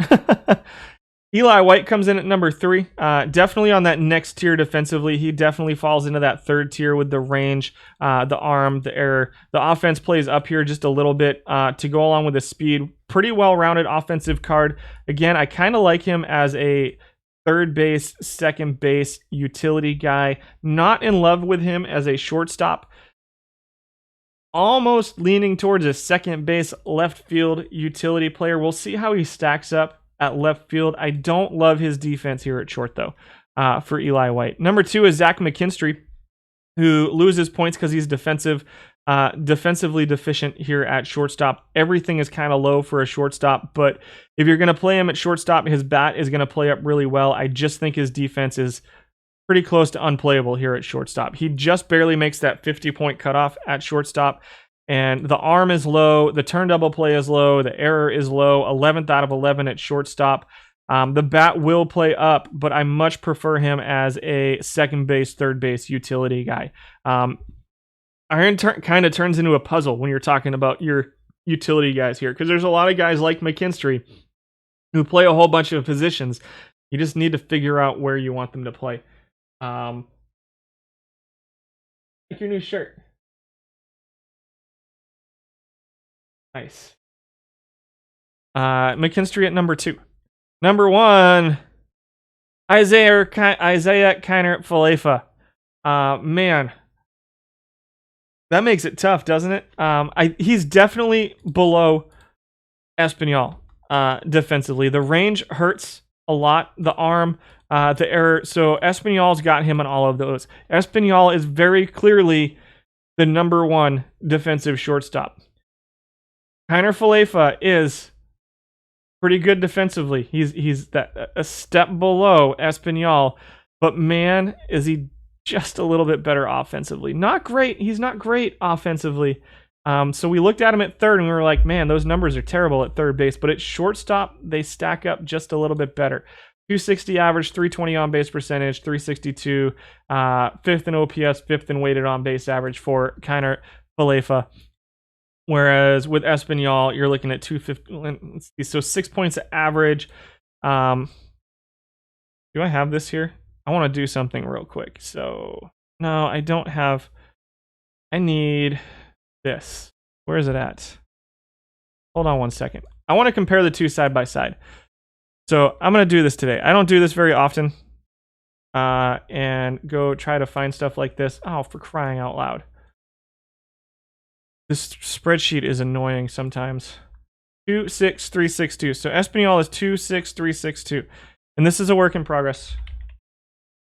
Here we go. And if we take Falefa, who is 26072, right? So you're seeing 5 points of average. You're seeing 12 points of on-base percentage, just 3 points of slugging, so it's not a huge difference here. 7 points of weighted on base average. The home runs, Espinal actually hits more home runs. Falefa runs a little bit better, getting a little bit more WAR out of Kiner Falefa. So actually, I'm going to be honest, guys. I lean towards Espinal at short. I think that Espinal's defense, I don't think that his offense plays down as much here at shortstop as it does at second base. And I think that you can get some use out of Falefa as a third base / shortstop platoon. Because then you've got like McKinstry, right? Who you can then play second base, left field, or you've got White, who you can then play in second base, left field. The puzzle kind of comes together. So I think I kind of like Espinal at short now that we're looking at it a little bit. I kind of, coming into this, I kind of thought Falefa's bat was a little bit better, but I'm not as sold on that anymore as I was before. And so, can we platoon them? I don't think Falefa deserves a platoon. They're both about the same, and Espinal's about the same too. So I think I kind of lean Espinal at shortstop now. So I'm going to update my sheet with that. And then Falefa becomes, I don't know, something. Third base / shortstop. Third base / catcher, maybe. I don't know. His offense probably plays up a little bit at catcher too. Who knows? So those are my thoughts there. I'm gonna take a break and refresh my coffee. Oh, we wanted to look a couple guys up. We want to look up Toro, so you mixed up which way it was said. You think the 51 rating hurts him more than his ratings would otherwise show on Sosa. Where do you go? The 54 shortstop rating, perhaps. Yeah. I think you're probably right. You've had your internet drop out at that moment before. No way you can tell to find that information. Yeah, I'm not sure about finding a thing. Great utility guy. You can use him that way. Agree. Hanley Frias show up at all, or is he just garbage? Let's find him. Let's go. No, cancel. Let's go backwards and see. Well, we only had 10. Let's see batting stats and find Toro and Frias. So let's start with Toro because we got asked about Toro earlier. Toro, I only have 293 plate appearances on at this point. Dropping almost 4 WAR, which is nice. 256 average, 328 on base percentage, 462 slugging, WOBA of 345, 32 home runs. Just didn't quite have enough to qualify. So we only have limited sample size on Toro, which is why he didn't show up. Strikeouts look not terrible, but not great. Walks look pretty good. Actually, pretty nice walks. 328 on base percentage for Toro, and then we're looking for Frias. Let's see, 436. So for Frias, we were looking at 2.3 WAR, 241 average, 342 on base percentage, 313 slugging is not great. 303 weighted on base average is not terrible. A couple steals, not a lot of power, low OPS. So in the on base percentage looks great for Frias. Let's see if we can find his card in the game. Oh dang, we got knocked out of the daily iron cap real quick today too. That's a little sad. Plays some shortstop. Oh, he didn't make the shortstop list because he's below a 50. So I cut 50. I cut shortstop off at 50 because I consider it to be one of the more important positions. So I don't love him as a shortstop. I don't love him defensively. I think he'd grade out pretty low defensively. Offensively, probably middle of the pack among shortstops. Did the drops freeze? They should not have. I don't have anything to do with the drops though. Let's see, 41 catcher ability on Kiner Falefa at catcher, so probably not there. Yeah, the catcher ability hurts. Kiner Falefa. You like him as a utility and a third catcher, perhaps? I can see him better as a third catcher too. You can view it on the Out of the Park YouTube channel tomorrow, and then I'll be on mine tomorrow as well. But it won't be Iron. You're in the second round of Iron Cap. Congratulations! Did you beat me? You can watch it again once. Yeah, and so yeah, no problem on the checking. And I am gonna go back to the main screen, and I'm gonna set a breakup real quick, and I'm gonna go refill my coffee and come back, hopefully refreshed to the outfielders and the pitchers. Is already 12:32. I am eating up so much of my time. Goodness gracious. I'll be back in just a couple minutes, guys. So thanks for hanging out with me today. Break time.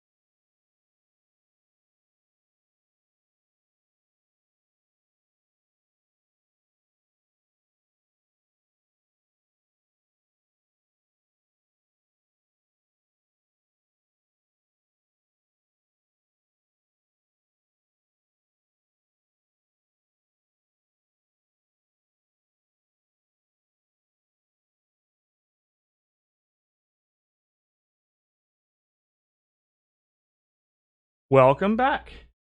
What are we doing now? Left fielders? Let's do left fielders. Let's see, what did I miss in chat? You're welcome, Chastin Ruin. I'm glad that you find it informative. You do have to claim your packs when you're on here. You have to claim them one at a time. They do not stack. So when it pops up, if you missed the thing in chat, you can click on your profile, and about halfway down, there will be a thing. You are eligible to receive a pack. Click on that. It'll take you to another screen. You should be able to claim it from there. You do only get packs when you're watching it live. Yeah, I think that's all I missed. So let's get going on the outfielders. Matt Joyce comes in at number 10. He's a 59 rated card. Pretty heavy right-handed splits versus righties. And I think you're going to see a really, really solid on-base percentage against right-handed pitching from him with that 78i. However, grades out 16th out of 19 defensively in left field. Now, we are okay. I am okay a little bit with not having very good defense in left field. However, Joyce doesn't really run. He's not going to have a very high batting average. It's going to be a super duper empty on-base percentage. This is a very small sample size of 346 plate appearances. I just think this on-base percentage and this weighted on-base average are just a little bit too empty for my liking for a guy who doesn't play very good defense and doesn't add any speed or anything like that. So I don't love Joyce. The eye is fantastic. And if you really need a guy for a walk against a right-handed pitcher, all for it. And he will, I think this I know it's a small sample size, but I really do think that this on-base percentage is probably pretty close to for real against right-handed pitching. Sorry, you may even be able to coax it a little bit higher by straight platooning him. But again, he doesn't really run. And by having that really high walk on base percentage, I don't love it out of a guy who doesn't provide his own usefulness on the base paths. But it is awesome. Welcome, DA186. Good to see you. Yeah, you can only get 5 packs per day. And yeah, everything else is about packs. Yeah, everything else, I just don't love everything else about this card. It's crazy to me that his on-base percentage is so high that it drives his weighted on-base average up to 3rd among left fielders. That's just nuts. That is a ridiculous on-base percentage for Matt Joyce. Number 9 is Justin Williams. He grades out 12th defensively in left field. There are some good defensive left fielders here in Iron. Not great. There's not a ton of great defensive left fielders, but there's some defense in left field. And Justin Williams grades out 8th offensively, while being 12th defensively. 7th in batting average with a 254, slugging percentage of 410, lower on-base percentage at 325, 327 weighted on-base average for him. 20 or so home runs, and does have those right-handed splits. So, maybe as the right side of a platoon. Not a ton of speed, but not a bad base runner. He's not going to be a net negative base runner. Right in the middle of the pack in strikeouts and walks for Justin Williams at number 9. Number 8, Anthony Alford grades out 4th defensively, but 11th offensively. That said, I think if you can get him in the left side of a platoon, this can be an effective card as well.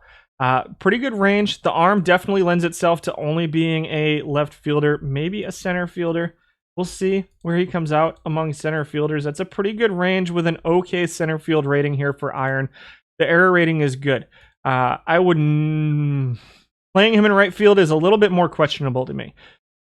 If you can get him in a platoon against lefties, great. We will probably see him on the center field list as well. I'm going to guess that his offense plays up a little bit in center field. 17 or so home runs. Pretty poor batting average and on-base percentage, if we're going to be totally honest, but he does give you a little bit of power out of a position that you're probably looking for a little bit of power out of. Is it enough to get him into your lineup? That's up to you. Number 7 is Jake Fraley. Both, not much difference on those splits. The contact is, man, are we talking about for Alford? There's actually, the power is actually a pretty significant gap. I don't love the avoid Ks plus low contact combination here. The 30 or so avoid Ks with a 42, 46 contact. I don't love that. The batting average is going to stay low. But he is going to give you some power. He'll give you some doubles, some home runs against right-handed or left-handed pitching. So maybe I can only see him playing as a platoon. Fraley comes in at number 7. Grades out as your number 1 defensive left fielder with a 75 range, a 78 left field rating, a 66 error rating, and a 43 arm. Very good defensively is Jake Fraley. Kind of bad offensively is Jake Fraley. 242 average is 11th out of 16. 301 on base percentage is last out of 16. He's got a low avoid Ks and a low I and a low contact. This dude is just not ever going to be on base, which kind of stinks because he's got pretty good base running ability. Well, pretty good steal ability. Base running is a little concerning with that speed and a lower base running ability, but the OPS is going to be low. The weighted on base average is going to be low. He's just a straight defensive left fielder who's going to hit a double every now and then for you. Alfred is a hell of a football player. Interesting. Eli White comes in at number 6. I'm not terribly surprised to see him a little bit high on this list. Just outside the top 10 defensively, but 9th offensively. So just kind of a well-rounded card. Again, I like him as a second base / left field utility guy. Maybe as a third base / left field utility guy. If you're running somebody else at second base, shortstop. Actually, third base left field utility is probably the best use of Eli White at this point. And so 8th in batting average, 4th in on base percentage for him, and OPS of 720, weighted on base average of 324. Just kind of a well-rounded card. He's kind of okay, and he'll run a little bit too. Ignore the WAR here. He gets a lot of his WAR from playing shortstop. So I would say if he was playing straight left field, this would be far, far lower than 3.38. Number 5 is Chas McCormick, who can play both left field and right field and has a pretty okay arm. 244 batting average, 344 on base percentage, 374 slugging, 718 OPS, and a 324 weighted on base average. Solid, not going to strike out, and he will walk, which gives him that 344 on base percentage. And his isn't totally empty. He's not a great base stealer. He's not an elite base stealer, but it's not a totally empty on base percentage for Chas McCormick. I think that he could potentially be a solid left field, right field utility player. I think that he has the potential to start in left field or right field if you want him to. I think I like him better as a utility guy than as an everyday starter in left field or right field. If he had like a 60, 70 center field rating, then I think the offense would play up a little bit in center field. I think you can probably get a little bit more offense out of your left fielder, out of your starting left fielder. But I think McCormick's a pretty good looking option as a utility left fielder, right fielder. You lead him off, you play him every day. Awesome. You're getting good stuff out of him. 344 on base percentage with some speed. I do like it. I like this card a lot. I don't think I have this one in my lineup right now. I don't think I was sold on it till just now. Billy McKinney comes in at number 4. Kind of middle of the pack defensively, 59 range. Another guy who can play both left field and right field. Utility potential for McKinney. A decent, not great base running ability. Splits towards righties. Pretty significant gap split towards righties. Everything splits by just a little bit towards righties, which is useful because of so many right-handed pitchers down here. Tons of plate appearances for him. Kind of top 10, top 5 in most categories. Doesn't run a ton. Probably get a little bit more than 5 out of him. Will strike out quite a bit. On base percentage is going to be a little bit lower. The batting average is going to be a little bit lower, but you'll get some power out of him. Again, I like him kind of as a utility outfield option. There's a lot of people I feel that way about those. So can you fit Billy McKinney in? Perhaps. If you're looking for some power out of a utility player, then I think McKinney is a guy. If you're looking for batting average for something top of the lineup, I think McCormick is definitely the guy you'd prefer to go with than McKinney. But if you're really looking to get some power out of your utility player / left fielder, then McKinney is probably the way to go. Obviously, Raimel Tapia, your most used left fielder, comes in at number 3. Grades out 7th defensively. Looks pretty good defensively. The 61 arm is is good for right field even as well. Again, can kind of play right field. I don't know. I kind of like him as a left fielder more than as a utility guy if you're going to use him. Solid batting average. with a good on-base percentage right now. Splits towards righties. And if you can platoon him, he's going to have an even better batting average than this, I think. I think you can probably get a 285, 290 out of him if you're straight platooning him versus righties. Obviously, he'll have a little bit more home runs versus lefties, but I think overall his slugging would be down because you're going to lose a lot of the on-base percentage, batting average driven part of the slugging percentage. And so if you can platoon him versus right-handed pitching, I think you've got a pretty solid left fielder here. So maybe platoon him with a Chas McCormick, who plays a little bit better versus lefties. I do like the Tapia card if you can platoon him. You use him because of his hair, that's fair. You think he'll be bronze next month?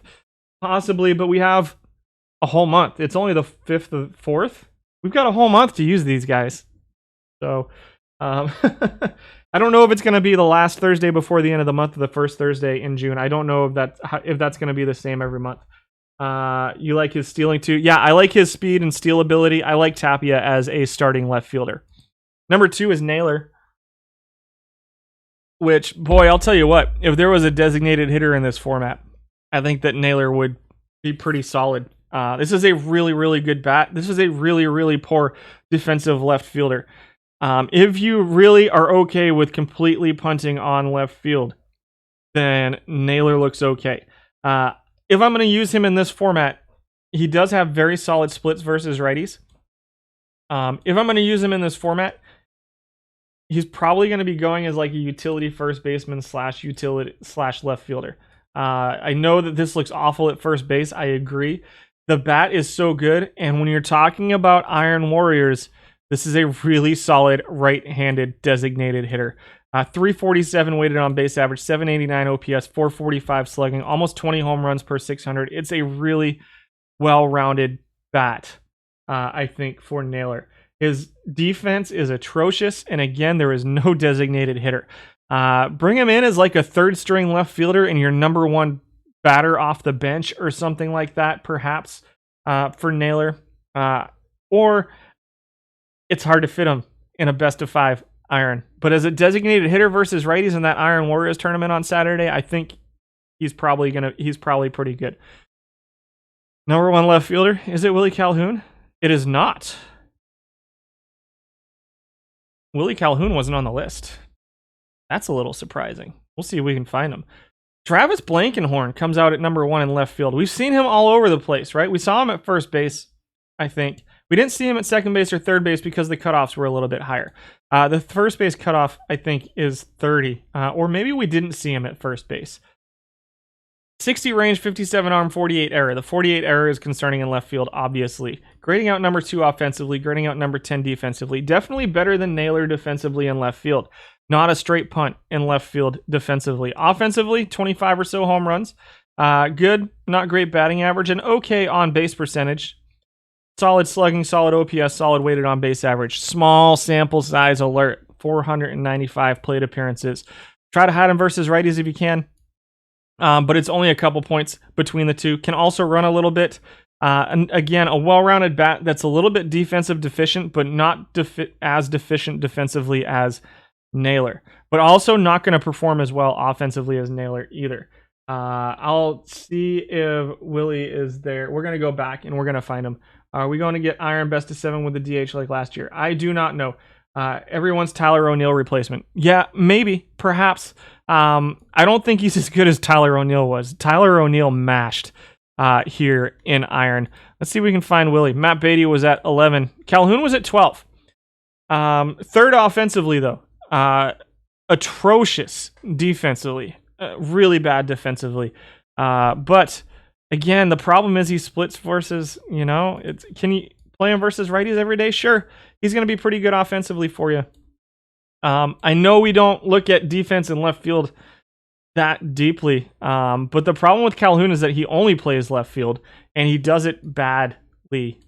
But the bat looks good. 264 average, 330 on base percentage, 430 slugging, 761 OPS, 336 weighted on base average. But that is really bad defensively in left field. And the problem here this year, one of the problems that you run into with a guy like Calhoun, and I'm not saying don't use him because I definitely think he has his place on your team. He can definitely fit into a lineup. But the problem this year is that they made defense more important towards the overall card rating, as far as I can tell. And so you don't have that really good rangy center fielder to cover for the defensive deficient left fielder anymore at this level. And you don't even really have it at bronze right now either, as far as I can tell. So we'll go through the center fielders and see if there's a guy out there who can cover for Willie Calhoun that isn't a complete black hole with the bat. I don't think Kyle Lewis does it. I love Kyle Lewis as a center fielder, but I just don't think he's that good that he can cover for your left fielder. Can Tom Oliver do it? Perhaps. 86 range, 79 center field rating. They're going to be good. He's going to be good defensively in the outfield. He does have some decent splits, 100 avoid K, but the contact's pretty low for Tom Oliver. We have transitioned into center field guys, in case anybody was wondering. He's useless when you don't hit because of luck, i.e. batting average, ball in play. Yeah, I agree. Oliver's got a 52 gap, not going to hit any home runs, and really doesn't run that much either. So offensively, he's 10th out of 10 in center field. I'm going to point out that my cutoff for center field was 50, so it's a little bit higher than left field and right field. It's in line with shortstop. So the position rating cutoff at shortstop and center field was 50. At second base, third base, catcher, left field, and right field, it was 40, and at first base, it was 30. So keep that in mind as we do this. Oliver is a pretty solid defensive center fielder.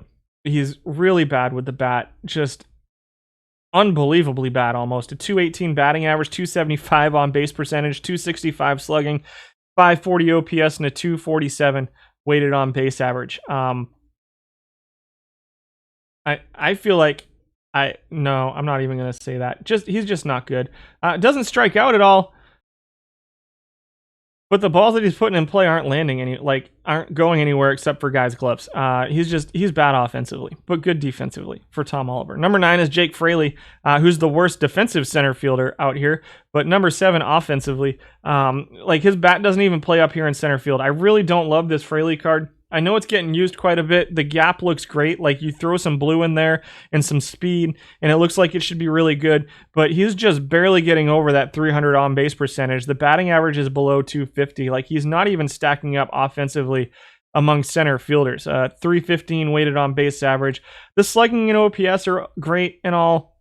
It's very doubles driven. It's not like he's creating the runs on his own with those doubles. And so I think that he loses a little bit of his value just because his slugging and OPS are so heavily doubles and really triples driven.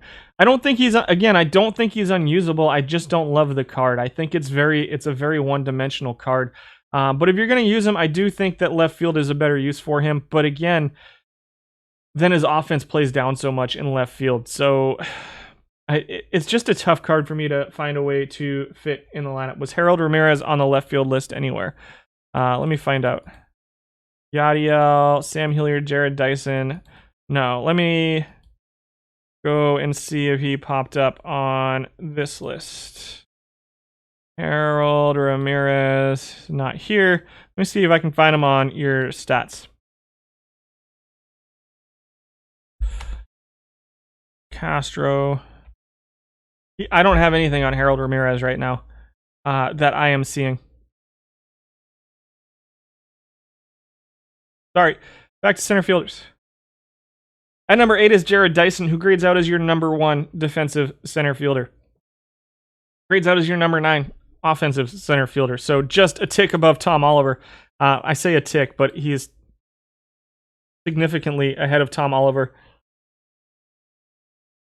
He can run. A little bit of on-base percentage here. 310 on-base percentage for him. 302 slugging, 612 OPS. But really what we're looking for here out of Jared Dyson is some defense. He's going to play really good defense. He can run. And he can kind of get on base. If you can hide him versus righties, then cool. And just play him against righties, I think you can get just a little bit more than this, but he's better defensively than Oliver was, and he's slightly better offensively than Oliver as well. Even with the lower avoid case, he's still slightly better offensively than Oliver, I think. You must be the only one using Ramirez, perhaps. But Will these updated lists be on Discord later? Yes, if I remember, they will be put up there today. If they're not up there by like 3 o'clock this afternoon, somebody message me on Discord and I'll get them up. Alfred comes in at number 7, grading out 6th defensively, grading out 5th offensively. We knew he was going to play up a little bit. Again, the versus lefties makes him interesting in a platoon combo. Either here in center field or in left field. I think he can play center field a little bit. He's definitely not Dyson Oliver level good in center field, but not unplayable in center field by any means. And he's going to give you a little bit of good offense, especially against lefties. The batting average is going to be low, but he'll hit doubles, he'll hit home runs, and he'll be able to run for you a little bit too. Anthony Alford at number 7. Scott Hurst comes in at number 6. Here's an interesting one that we haven't seen yet. 75 range, 83 arm, 53 error for Hurst. St. Louis outfielder. 60 center field rating.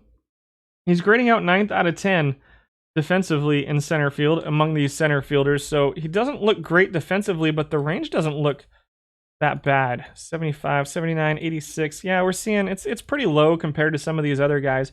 He is grading out 3rd offensively. And so what I did by making the cutoff 50 instead of 40, I feel like hopefully all 10 of these guys will be viable defensive center fielders, even if some are a little bit more. So I definitely don't think Hurst is a guy who's unusable in center field. That 90 infield arm is kind of hilarious to me. Offensively, 243 average, 352 on base percentage, 322 weighted on base average. It's going to be an on base singles heavy, very singles heavy on base percentage with a little bit of speed. Love you, drive safe. I don't know if he's Bruce's kid. I do not. You run the Hurst, he's good. Interesting. This is a good looking card to me with good defense and solid offense too. I'm going to plug him in. I'm going to plug him in as my center fielder. I might plug him in. We'll see what the other center fielders look like. And we'll see how he stacks up among right fielders. I don't think his offense plays up in right field. I think that might be the issue we run into him in right field. I do think it looks like he's probably getting played a lot in right field, but I don't know how his offense holds up over there. We'll see when we get there. I am going to plug him in right field for now instead of at center field. Almora Jr. comes in at number 5. Looks like if you can platoon him versus lefties, he'll be okay. Defensively, he ranks 3rd, right behind Oliver and right behind Dyson. Offensively, he ranks 8th, right ahead of Oliver and right ahead of Dyson. It's kind of pick your poison with these 3 defensive center fielders. Almora is a 249 average, 307 on base percentage, 376 slugging, 304 weighted on base average. Not as much speed as Dyson, but a little bit better at getting on base. Slightly better, not like light years better. But still, it's kind of like these 3 defensive center fielders. It's kind of pick your poison. Do you want a little bit better defense with a little bit better offense, or do you want to go down in defense a little bit and kind of try to coax a little bit of offense? I think Almora as a platoon in center field could be really interesting. I think this would be an interesting card as a center field platoon. So I'm going to plug him in as my center fielder versus lefties. I think this could be a little interesting. Decent defense with this kind of a platoon versus lefties. I think I'm running Lewis right now, so we'll see what he looks like compared to the rest of them. Monty Harrison, what can I say about Monty Harrison? His defense plays way up in right field. His offense plays way down in right field. Decent pinch runner off the bench. I like him better as a utility center fielder, right fielder, than I do as a starter for sure. And even then, I don't necessarily love him. He gets so much of his value out of the base running, out of the steals, but it's a little bit empty because his on-base percentage is so low. He does have a little bit of power too. He would be number 1 among center fielders in power with 22 home runs per 600 plate appearances. You think Hurst is a pretty decent backup? You like to platoon Hurst with Kyle? Gotcha. When this card first dropped and we first started this, I was like, man, I really love this card. He hits home runs. As a center fielder, he hits home runs as a right fielder. I just think his defense in center field is a little bit hurtful. I don't love him as an everyday center fielder, and I think that on base percentage just takes so much away from what he can do. I will say that I love this player in real life. He is going to be so much fun to watch for the next few years for the Marlins. He's just a really fun player to watch. Maybe if you can hide him versus lefties, but he's going to strike out a billion D times, guys. And I'm starting to really lean towards hating strikeouts on my teams because it is really frustrating to watch a team load the bases with nobody out and then have the next two guys strike out. I've grown away from Monty Harrison. Again, one of those cards I don't think he's unusable, but I'm not in love with it anymore. Miles Straw comes in at number 3, 6th offensively, 5th defensively. One of those cards that's kind of boring. I think he looks interesting as a center field, right field utility guy. A little bit of speed, maybe a number 1 pinch runner off the bench. Solid batting average. Solid-ish batting average at 256. Pretty good on-base percentage at 353. A little bit of ability to run. I actually like him better in center field than I do Harrison. But I like Harrison better in right field for obvious reasons than I do Straw, if that makes any sense. I like this card. I think it's a usable offensive card. With some okay defense in center field. The center field rating's a little bit low, but the range is okay. He's definitely a step below the Dyson, the Oliver, and the who was the other one? The Almora. So he's definitely a step below those guys, but I think his bat's a little bit more well-rounded than those guys too. So I don't think he's unusable either. Not huge splits, slight splits versus lefties, but not enough to say that he needs to be platooned. You feel like Alfred is better at what Monty does? Yeah, probably. Where'd Alfred go? Probably a little bit better at what Monty does, and not going to strike out as much either. We have a 2000. Yeah, I think I like Alfred a little bit better than Monty at this point. I think Straw looks okay, not great. Ender Inciarte comes in at number 2, 8th out of 10 defensively. Number 1 offensively is what we're seeing out of Ender Inciarte right now. I don't think it holds up long term. You're going to have to platoon him, I think. It's not huge splits, but the splits are everywhere, all the way up and down. The avoid Ks is okay. Again, kind of like Straw, I don't think he's unusable, but he's not a guy that necessarily has to be in your lineup, and he's definitely going to be a little bit defensive deficient in center field, is Inciarte. I don't love it. I don't think these numbers hold up. I think they drop a little bit long term. And I think that over time, Inciarte loses a little bit of his value. I just don't see a 300 batting average, a 365 on base percentage, a 430 plus slugging, and 800 OPS holding up with these kind of ratings. Maybe I'm wrong. I've been wrong before. I like Inciarte. I don't love it. I almost like him as a designated hitter better than as a center fielder, though. I think that Kyle Lewis does everything he does, or comes close to everything he does, except for the batting average. He will strike out a bunch, which can be frustrating for sure, with a little bit better defense. Kyle Lewis hits some home runs, 20-plus home runs. Second in average, second in on-base percentage, second in slugging, second in OPS, second in weighted on-base average. Very, very similar numbers to Inciarte, outside of the batting average, which is 30 points lower. 30 points lower, yeah. Over an 8,000 plate appearance sample size. I really think Lewis is probably a little bit not the everyday go-to here. I think in Almora, Inciarte platoon can work. Power does live in iron for 22 compared to 21. I absolutely agree. Lewis is one step below those 3 top-tier defensive players while providing offense against lefties and righties. Yes, the strikeouts are a thing, but everything else is really good for Lewis too. I really think if there is one card in the iron set right now that I really think should be in your lineup, it's probably Kyle Lewis.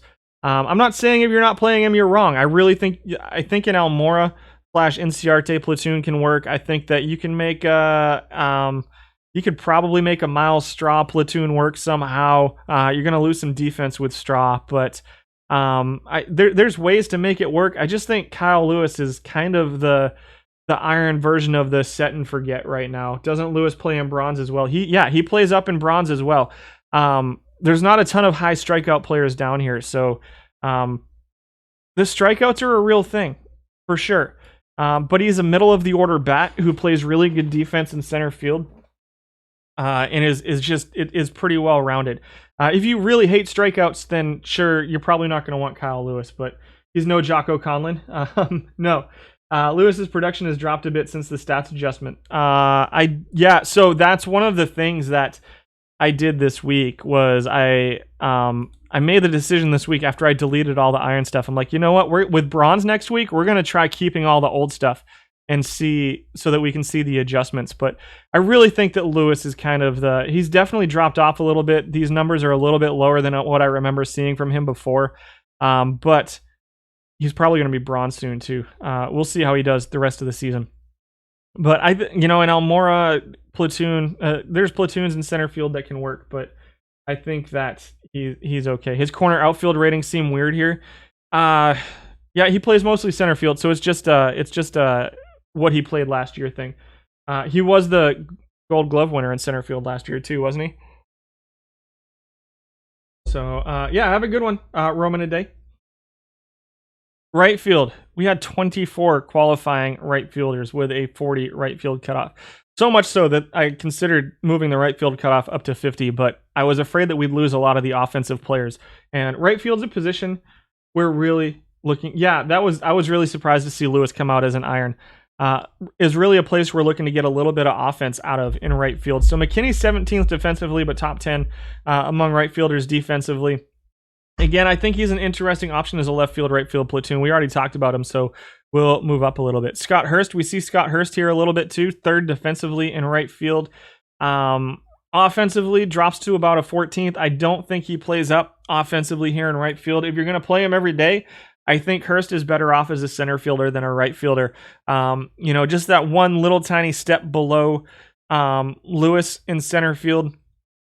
And I think that offensively, his numbers play up. But I think Lewis is a better option in center field every day than Hurst too. Number 8, we get a guy who's very bad defensively, but is pretty good offensively. So you're going to see right field defense isn't weighted as heavy as center field defense. So we should see some pretty good offense on this list. Aristides Aquino comes in at number 8, 6th offensively among right fielders, 19th defensively, 30 home runs, 452 slugging. The batting average and the on-base percentage are a little bit low, a 312 on-base percentage, which would, by the way, be like 4th in center field or something. 6th in OPS, 7th in weighted on-base average for Aquino. Maybe as a left-handed side of a platoon or a versus lefty side of a platoon. Goodness gracious, talking is difficult. We gotta burn through the rest of these. Is it already 1? Goodness gracious. Number 7 is Gregory Polanco, grading out 2nd defensively and 12th offensively. So top half offensively with pretty good defense in right field for Polanco. If you're going for a team that has well-rounded defense at every position, I think you can get Polanco into right field. He's going to have a little bit of a low batting average. He's going to hit some home runs. It's a very power-driven kind of player. I think you're going to want to platoon him versus righties for sure, because the splits versus lefties, you lose 14 points of power, 11 points of eye, 12 points of gap, and 6 points of contact to go along with 7 points of avoid K. You can platoon Polanco in right field. I think you can get some pretty good offense out of him to go along with some pretty okay defense as well. I think his batting average versus righties is probably a little bit higher than this. I think his on-base percentage probably goes up a little bit, and his slugging probably goes up just a little bit too. So definitely need to platoon Gregory Polanco if you're using him. Here's Monty Harrison at number 6, grades out number 1 defensively in right field. I don't think any of us are surprised about that. Offensively, he's really close to the bottom, and I really think that I don't know. I'm really kind of soured on the Monty Harrison card. He'll steal for you. He'll hit some home runs. But all around, I don't think his numbers are going to stack up against the other offensive players in right field. So I think you can get good offense out of other players in center field while getting better defense. And I think you can get better offense out of players in right field while getting survivable defense. He's far and away the best right field defensive player, but I think that you can do better offensively than Monty Harrison in right field. Number 5 is Adam Eaton. I think you probably need to platoon Eaton too. The gap in the power differences are a little bit large. You got 15 points of gap and 9 points of power to go along with 6 points of I here versus righties. So if you can platoon him, I think you'll get okay numbers. He's grading out 3rd offensively, so I'm guessing that's what's happening with pretty bad defense in right field, but he's been an okay offensive player. He's been a really good offensive player with a 270 average, 350 on base percentage, 417 slugging, 767 OPS, and a 341 weighted on base average for Eaton at number 5. You can't steal if he only strikes out. Agreed. But he'll steal every time he gets on base.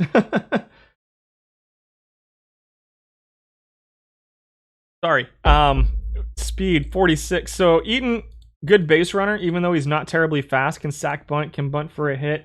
I kind of agree. I think you can get similar offense out of some guys that play a little bit better defensively than Adam Eaton, though he is grading out pretty well right now offensively. Number 4 is Kevin Pillar, who's grading out 5th offensively and 11th defensively. So you got a little bit more range, a little bit better right field rating. Try to platoon him versus lefties if you can, but I don't think he has to be platooned.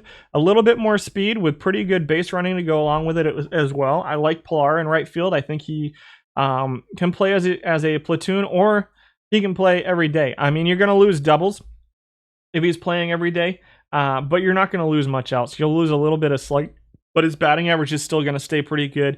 Not going to walk. But he'll have a pretty decent batting average too and play okay defense in right field. Eaton does well.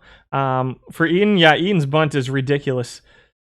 Pillar is okay too. Good sack bunt, good bunt for a hit. You don't want too many of the sack bunt for a hit guys in your lineup, but if everybody's sacrificing bunting, then you turn into the dodos from the original Ice Age and everybody is not doing anything. So, but Pillar can hit too. I think Pillar is an okay option in right field. Dan Johnson shows up here, grading out 5th defensively. Right now, grading out 4th offensively is Daniel Johnson. Another card, everything looks just a little bit lower than, say, the Pillar, except for the eye. The eye looks kind of okay. A little bit of power here, some decent gap. Let's see, what are we looking at? So, actually a little bit more power, especially against lefties, than we saw from... where did I go? Oh, I went the wrong way. Sorry. I messed that all up. Spoiler alert. Everybody just saw number 2 and number 1. So Johnson actually right around the same power as Kevin Pillar. Less contact, less gap, though, for Daniel Johnson is what you're seeing here. Similar defensively. Maybe a little bit, obviously better defensively than Pillar. Right now we're seeing 273 average, 442 slugging, 771 OPS, and a 338 weighted on base average for Daniel Johnson. I really don't know if these numbers hold up, but this is an 1,800 plate appearance sample size, so I imagine they won't drop too much. So he looks okay offensively with a little bit of defense to go along with it, so I don't think Johnson looks terrible. Kyle Lewis is at number 2, but we already talked about him in center field. I really think he plays... I think he's a better option in center field. If Sensational Catch wasn't out of the park rating, Pillar would be 100 plus. Agreed. Number 1 is Stephen Piscotty, and I have to imagine that whoever is using him for 463 plate appearances is strictly platooning him, because he looks like he's going to hit versus lefties, and he's going to play pretty good defense too. Middle of the pack defense in right field. Right now dropping a 273, 352, 525 line. 35 home runs per 600 for Piscotty. I wonder if he's mine. Am I running Piscotty in a platoon? I don't remember. I am running Piscotty in a platoon versus left-handed pitching. Maybe this is all mine. I could be the only one playing Stephen Piscotty, but if I am, I'm getting good offense out of him. I'm just like to point that out. I probably just ruined all of my luck in iron by saying, hey, use Stephen Piscotty as a left-handed or as a platoon against lefties in right field. He's crushing. 525 slugging, 379 weighted on base average, 35 plus home runs. Has to be platooned. Really, really, more so than maybe anybody else on the list today. Piscotty has to be platooned against left-handed pitching. He's going to hurt you a little bit defensively. He's going to be definitely that second tier of defensive right fielders. But again, he's okay. I'm not the only one playing him. I think he's good. He's been good for me. Designated hitters, top 25 hitters overall. Polanco was 25. We're going to burn through these fast. 24 was Yolmer Sanchez. 23. If there's right fielders, hit me up now. I'll take a look at them as soon as we get through these hitters. Daniel Robertson at 23. 22 is John Nagowski. 21 was Eli White. 20 was Taylor Jones with his solid defensive first base prowess. Justin Williams at 19. 18 is Matt Beatty, who plays a whole bunch of different positions. Some of them he plays okay. 17 is Danny Mendick, who plays every infield position and can play a little bit of second base. 16 is Danny Bautista, who we didn't see on the list today. Very batting average driven. Why is he so high on this list? 19th overall in weighted on base average. 735 OPS with a solid batting average, solid on base percentage. It's a very batting average on base percentage heavy rating for Bautista. 15 is Billy McKinney. 14 is Raimel Tapia, your 8th most used player overall. 7th? I can't count. 7th? I gotta move over. Hold on. There we go. Now we can see. 13 is Zach McKinstry. 12 is Josh Fuentes. 11 is Willie Calhoun. 10 is Hanser Alberto. 9 is Evan White. 8 is Kevin Pillar. Holy smokes. Yikes, Kevin Pillar. Nailed it. 7th is Evan Longoria, surprisingly enough. 6 is Dan Johnson. 5 is Adam Eaton. 4 is Kyle Lewis, your number 2 most used player. 3 is Josh Naylor. 2 is Ryan McBroom, and your number 1 hitter this week overall. Ender Inciarte drops in at number 1 in his 714 plate appearances. Wow. Any numbers on Andy Young? Let's find them. Batting stats.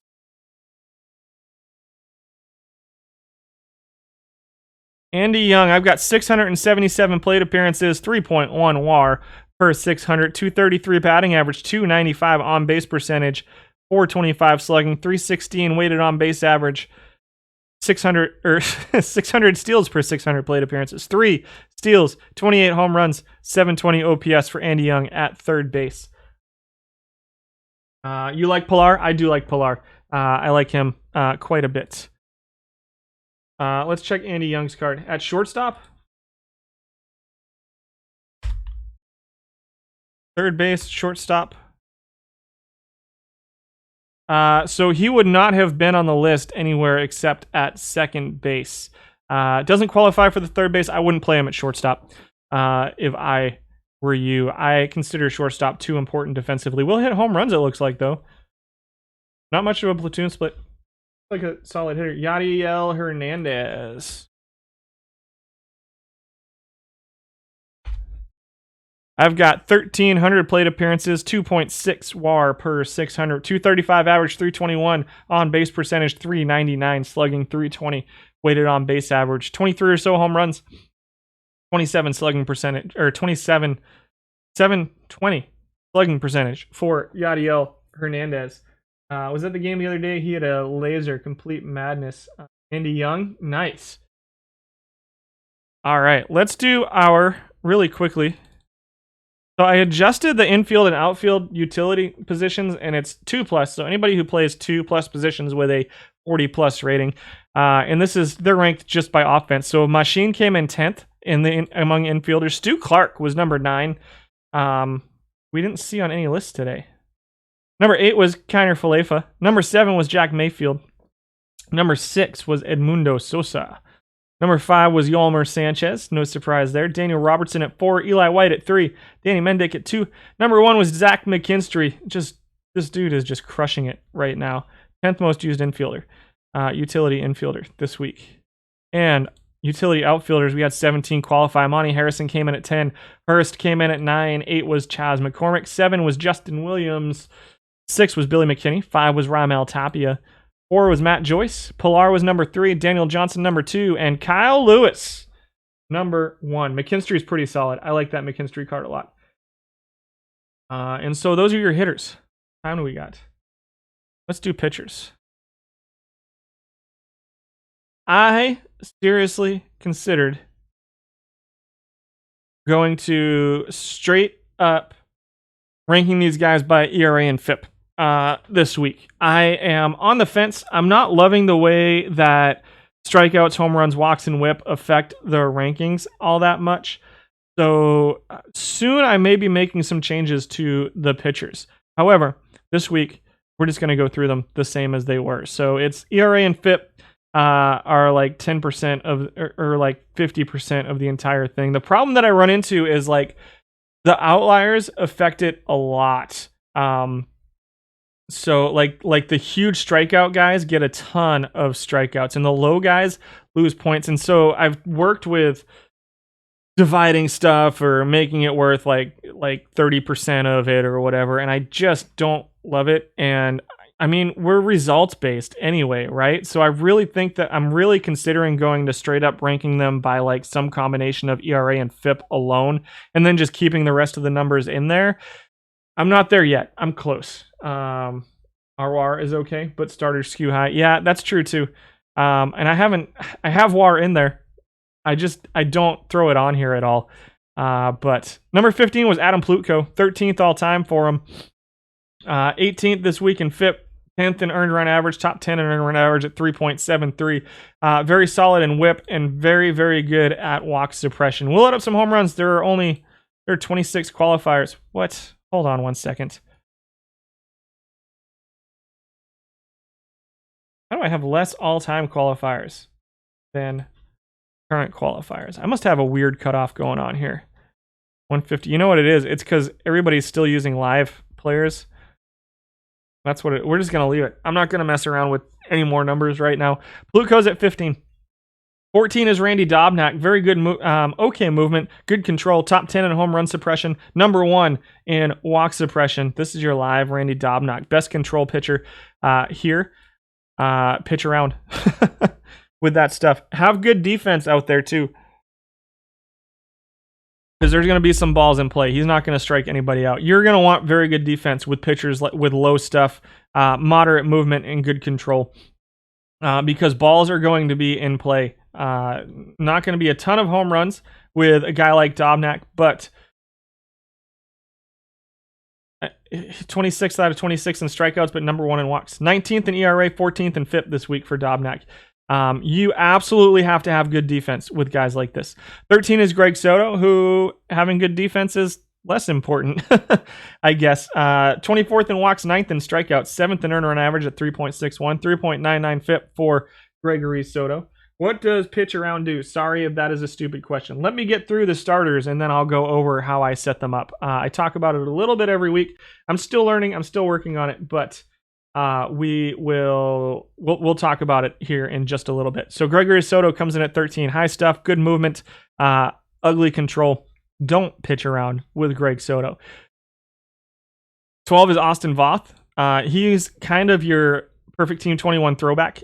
These guys are very effective in this format in iron because low movement. There's power here in iron, more power than there was last year, but there's not so much that a guy like Austin Voth can't pitch well, right? If this were silver and he had a movement like this, you're probably seeing closer to 2 home runs per 9 innings, but he's top 5 in strikeouts per 9, almost top 10 in walks per 9, 12th in earned run average, and 16th in FIP. I think Voth's movement is a little bit low for my liking, even in this format, but he can get away with it. Also has pretty good stamina for an iron pitcher, so he might be like that innings eater, your number 5 starter / innings eater who can go 6 or 7 innings every time out and just let up 3 or 4 runs. Instead of being an absolute beast for 5 innings like some of the guys, he can eat some of those innings and give your bullpen a little bit of a break. Just outside the top 10, I don't think he's an unusable card, though. Payamps perhaps might be more unusable in this format now. Payamps was very effective early. He dropped to a 51. Did he drop? I want to say he was a 59 before. He was a 58 before and dropped all the way to a 51. And so he has lost some of his effectiveness. He was a pretty clear number 1, 2, 3 guy for the first month or so, but then dropped a huge drop. Pretty ugly numbers versus lefties, a 50 stuff plus 40 movement versus lefties. There's some left-handed power hitters here in Iron that we saw, or sorry, right-handed power hitters. Left-handed, goodness gracious. Reset.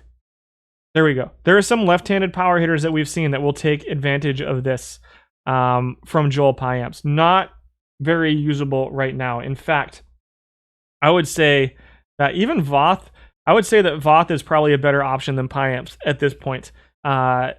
Just because that combination of stuff and movement isn't great.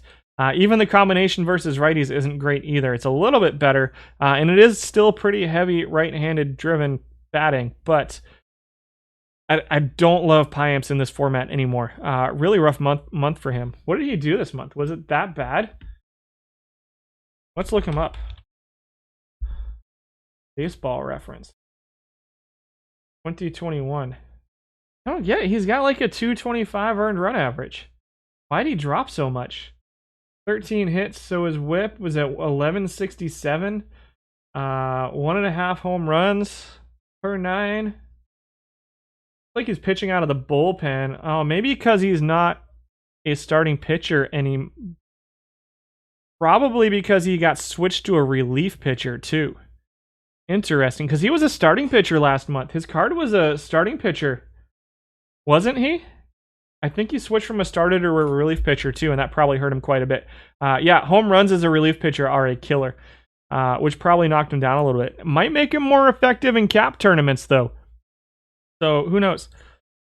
Justin Steele comes in at number 10. This is an interesting one to me. So for those of you who watch my streams, I run the Cubs for my online league right now, and Justin Steele was one of the prospects that was coming up that never really developed for me. So seeing him all of a sudden, I got cards. I opened some Bowman cards last night, and I got a Justin Steele in there, and I'm like, oh, cool. This is a card that's never going to amount to anything right off the bat. But he shows up this week. Doesn't have. I don't know why I don't have statistics for him all time. That's kind of weird.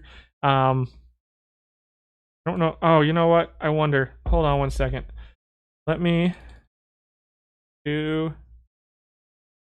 I wonder if I. No, they should be here. I don't know why he's not showing up here. I don't know why he's not showing up here in the all-time list. Unless oh, you know what? It's that 150 cutoff is what it is. So if I switch to 100 here, he would show up. But he doesn't have the 150 innings pitched to qualify for the all-time, which is what's going on here. Why you're getting an NA here. So, but he put up a 341 FIP this week.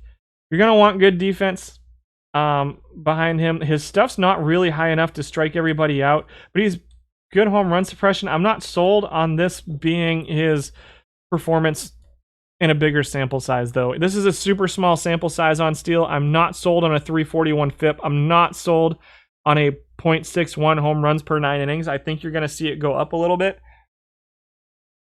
And the walks per 9 is not great. And I'm not even really sold on this. I think this is just a little bit of a small sample size aberration on Steele, but we'll see. Maybe he does okay going forward. Yeah, it's a newer card. So the issue is that I erased all the old live stuff, so I don't even have the old live stuff over here, which is why you're seeing a whole bunch of NAs over on the all-time list. Taylor Widener got 310 innings pitched, 3.59 FIP, 3.84 earned run average, top 10 in whip as well. Pretty solid right there, firmly in the top 10. He'll strike guys out. The home runs are a little bit of an issue. Walks are a little bit of an issue, but he's somehow getting it done. Is Taylor Widener at a 3.59 FIP, 3.84 earned run average. Number 8, Swanson comes in at number 8. Home runs are a serious issue for Eric Swanson, but he's in the top 10 in walks per 9. Make sure I'm doing that right. Yeah, for sure. Also in the top 10 in strikeouts, dropping a 372 earned run average and a 365 FIP. Number 2 overall in whip is Eric Swanson, and just inside the top 10 in earned run average and FIP. Number 7 is John King. Pretty heavy left-handed splits here for King. He is a relief pitcher now as well, getting about a 72% start percentage.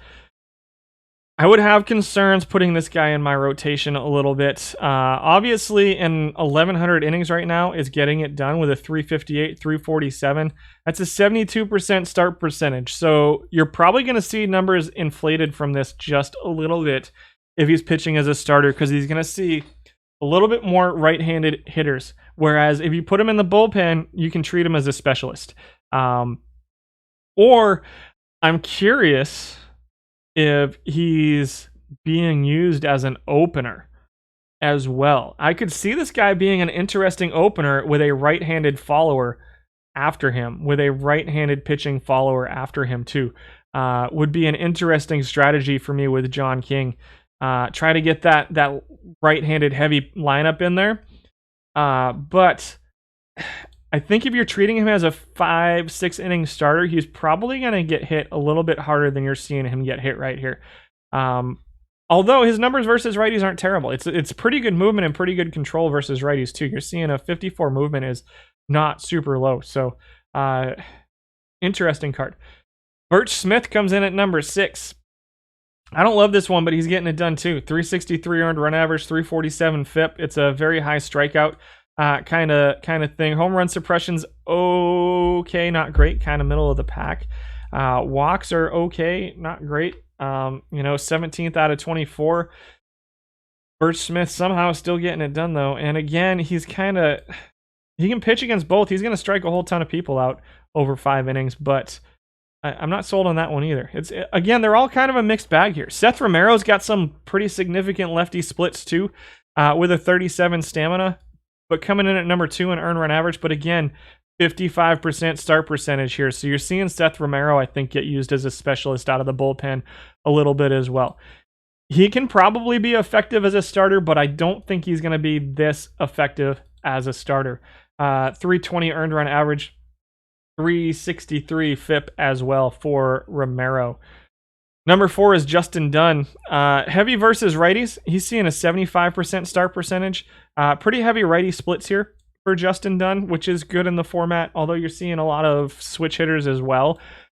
69 stuff. You're seeing 9 points of stuff, 7 points of movement, and a little bit of control.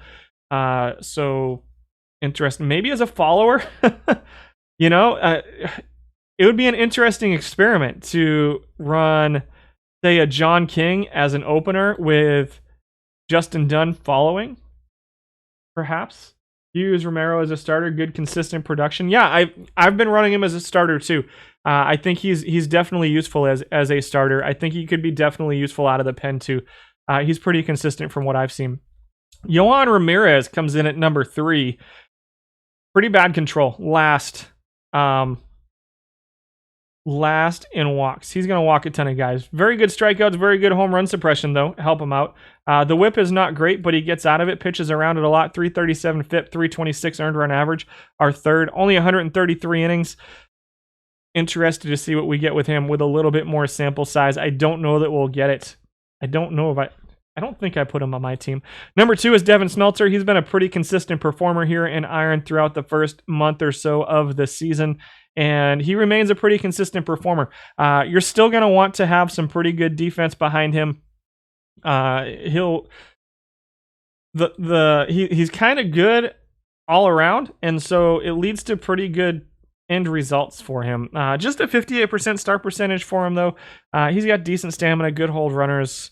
A little bit heavy versus lefties. Another one of those guys that I could see as like, run a really heavy left-handed pitching rotation with a really heavy right-handed bullpen or something like that. I don't know. But Smeltzer with a 328 earned run average and a 322 FIP and number 3 in whip over the last week or so for Devin Smeltzer. Put him at number 2. Number 1 is Alex Young shows up at number 1. Number 1 in earned run average at 2.95. Number 1 in FIP at 3.18. Number 1 in whip at 11.08. Top 10 in walks. Just outside the top 10 in strikeouts and home runs. This is a pretty solid card with 5 pitches to go along with it. Lower stamina, 73% start percentage for Alex Young, but he's looking pretty good out of the rotation. Getting a 73% start percentage is he. at this time. Who do you want to see? Give me some guys you want to see real quick. 1:30. We got 20 minutes or so to get through the relief pitchers and open some packs. So if there's some starting pitchers you want to see, let me know. I'm going to move on to relievers for now, and then we'll come back to starting pitchers here in just a little bit. We had 32 relief pitchers qualify. Below 50% start percentage, minimum 100 innings pitched over the last week. Do I have data on Bob Bailey and Ponce de Leon? Let's check. Reset. I'll go backwards to our 26 qualifiers. We've got Stever at 16. We've got Holloway at 17. We've got Ponce de Leon at 18. He's dropping a 343 FIP, which is good for 6th. So a top 10 FIP and number 1 in strikeouts per 9. But the ERA is a little bit inflated. You're going to want good defense behind him, probably. I don't know. Home runs might be an issue. Walks might be an issue. I'm a little surprised to see a FIP that good with a guy with movement and control that low. I imagine people are setting him to pitch around never. So we just saw Stever, Bailey, and Ponce. Let's see. Santos comes in at 19. Antonio Santos. Eddie Madison at 20. Reed Cornelius at 21. Daniel Norris at 22. Joel Finch, 23. Andrew Warner, 24. Wes Benjamin, 25. And Steve Nagy at 26. So I'm not seeing Bailey on the starter list. Let's see if he shows up on the reliever list. So we just saw Norris, who got asked about, so we'll talk about him.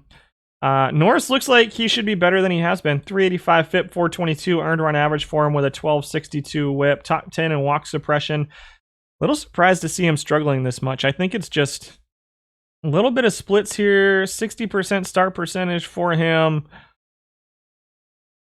Not sure. I'm not sure why he's not performing better than this. There's some guys at the top of the list that I would think would perform worse than him that are higher on the list. We didn't see Honeywell. Sean Reed Foley we didn't see either, I don't think. So we'll see if they show up on the other list as guys who are like under a 50% start percentage. So we'll start with Seth Elledge. Number 8 in strikeouts per 9, 376 earned run average, 343 FIP, top 10 in FIP, but not outpitching his FIP as a relief pitcher. 41% starting percentage for him. Over time. High stuff, good movement, lower control, 21st out of 32 in walk suppression for Seth Elledge. Number 14 is Jose Suarez. Here's another one of those high stuff, lower movement, high control guys. Moderately high control. Dropping number 8 FIP on you at 340, 375 earned run average for him, has him 22nd, top 5 in whip though for Jose Suarez, top 10 in both home run and walk suppression as well somehow, with a 34% start percentage. Suarez is the kind of guy that looks like he could do either or and be at least moderately effective. Number 13 is Dennis Santana, who's got 43. Everybody's like 30 to 43 stamina here. 32% start percentage for him, top 5 in FIP, 3.33, 389 earned run average though. So good strikeouts, good versus righties. Let's up some home runs, let's up some walks, let's up some strikeouts, and all of that amounts to not outpitching his FIP. It's interesting seeing his FIP that high, or that low, I should say. Number 12 is Esmiel Rogers. Solid top 10 FIP for him, 16th in earned run average, 22nd in whip, 12th in home runs, 11 in walks, and 22nd in strikeouts for Esmiel Rogers. Good stuff, pretty good movement. I don't know what's going on here. The home run suppression, I would expect to be a little bit better than that. I'm wondering if we're going to see some really high movement guys on this list, but Rogers has been good for me overall. I'm just a little surprised to see the home runs that high. Interesting. See, so you got like Maples, who has good stuff. Maybe it's the combination of lowish stuff with the movement that's hurting him on the home runs. Lots of balls in play, which is hurting him on the movement. So perhaps for Esmiel Rogers. Dylan Maples comes in at number 11. He's 32nd in walks. I don't think anybody's surprised about that. 6.1 walks per 9 inning, guys. What are you talking about? You ruined my... Oh, you're the best. Got done, so I can probably just come here. Thank you. Okay, number 1 in strikeouts, though, for Dylan Maples. Huge stuff, low control. We've been laughing about him since the first time he dropped with that control. Your left-handed specialist, Cody Reed, probably want him being a specialist and nothing else. Cody Reed with huge stuff, huge movement, okay control versus lefties. Could be effective versus righties probably, but not as effective. A 311 earn run average, 368 FIP for Reed. Number 9 is there's Cody Ponce, who we got asked about in the chat. 34% start percentage for him. 334 earned run average, 354 FIP, which on the starting pitching list would put him really, really good in the earned run average. 320 was second, so a 334, probably top 5 in earned run average as a starting pitcher. 354 FIP, top 10 in WHIP, top 10 in walks per 9. Not too many strikeouts, and home runs are kind of middle of the pack for Cody Ponce. Ryan Harper, a right-handed specialist at number 8.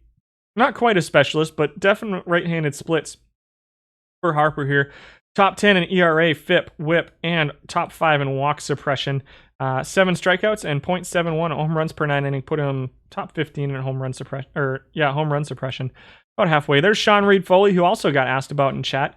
Only 114 innings pitched I have on him right now at a 23% start percentage, a 335 FIP, and a 338 earned run average. Top 10 in strikeouts and home run suppression. The WHIP and walks are a little bit concerning, but in his home run suppression, that's crazy. The combination of stuff and movement, high stuff and okay movement, I guess, is helping out on Sean Reed-Foley at number 7. Dick Starr with a .73 home runs per 9, also probably a little bit of a small sample size there. Dick Starr with 3rd in ERA and 6th in FIP.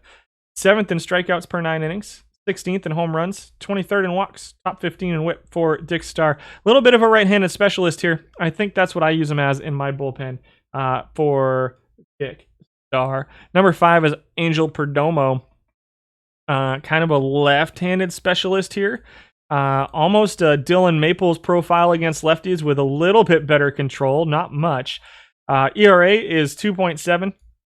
FIP is 3.47, and WHIP is 14.17. 4th is Sergio Romo, a little bit of a right-handed specialist. You're seeing a trend here. All of these guys have warts. 4th, 3rd, and 1st in ERA, FIP, and WHIP for Sergio Romo.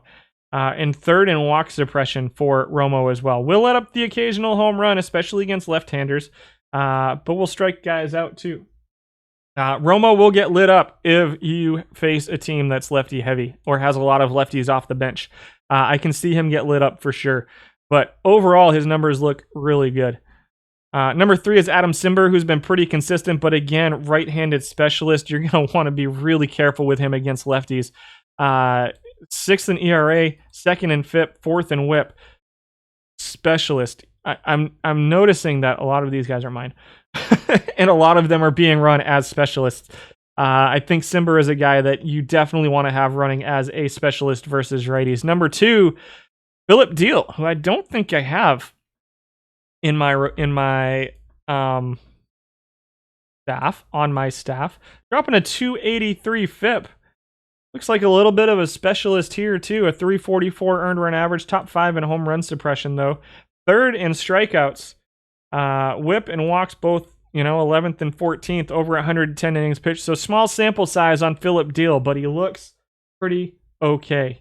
I think he can be effective versus righties. It's not like a Romo kind of, or a, even a Simber kind of split here where he has to be a specialist, but he's obviously going to be better. Simber and Romo really, really need to be specialists versus righties. And number 1, Tommy Sisk comes in at number 1. Number 1 in earned run average, but he's out pitching. This is the one that blew my mind this morning. He's out pitching his FIP by a run and a half. All time in 194 innings, he's out pitching his FIP by 1.4 runs. Somebody's putting seriously good defense behind him. Somebody's having him not ever pitch around, so every pitch he throws is in play. Doesn't really have too much of a split here. It's 2 points. I know you got the blue to green here, but it's only 2 points a split. Just put good defense behind him. Put all of your defensive replacements in and let him pitch the 8th and 9th inning, and he'll look pretty good. Those are your relief pitchers for this week. In Iron. Kind of a mixed bag on your relief pitchers. You got some specialists, you got some guys who look okay overall, but a lot of guys who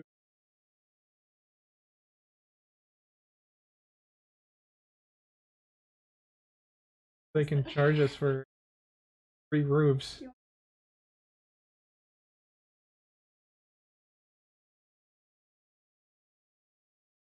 I think, guys, should I let the roofers do an inspection on my house? Yeah, tell them come back another time. Sorry. We have a really hard time. So we lived, funny story, anecdotal story here. We lived on a military base forever. Like, I lived on base for 20 years. And so you don't get to have people showing up at your door going, hey, we want to come do an inspection on your house, unless they officially work for the base. So we have a really hard time with people showing up at our door now that we don't live on base anymore and saying no to them and saying, hey, go away.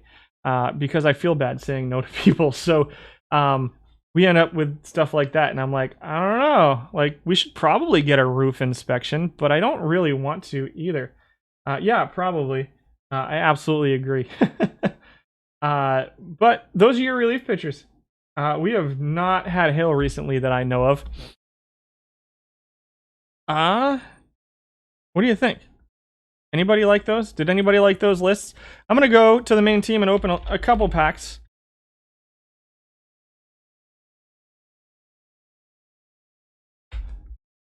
Let's see. Oh, we got knocked out of a gold. Spores starts in 6 hours. It's at 58 of 64. So if you want to be featured on tomorrow's stream by beating me in Spores, hop in on that one. Spores is fun. It is chaos. It is all sorts of chaos. We've got 11 packs to start with. I'm going to buy 25, so we'll do 35 packs today. Who was the number 1 relief pitcher? I don't remember. Sisk. Yeah, Tommy Sisk was number 1. I'm going to eat a french fry. Thanks, Reddy.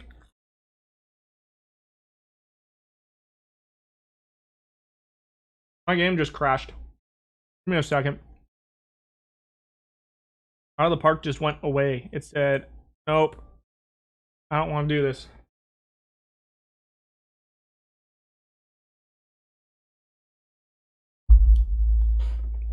Spores is... I'll open it up because it's so much fun. Spores is a gold cap tournament. Number 1 starting pitcher, I forget who it was Alex Young was number 1. I'll type it.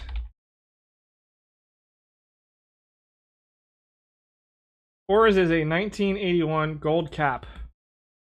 See if I can do this without crashing the game this time.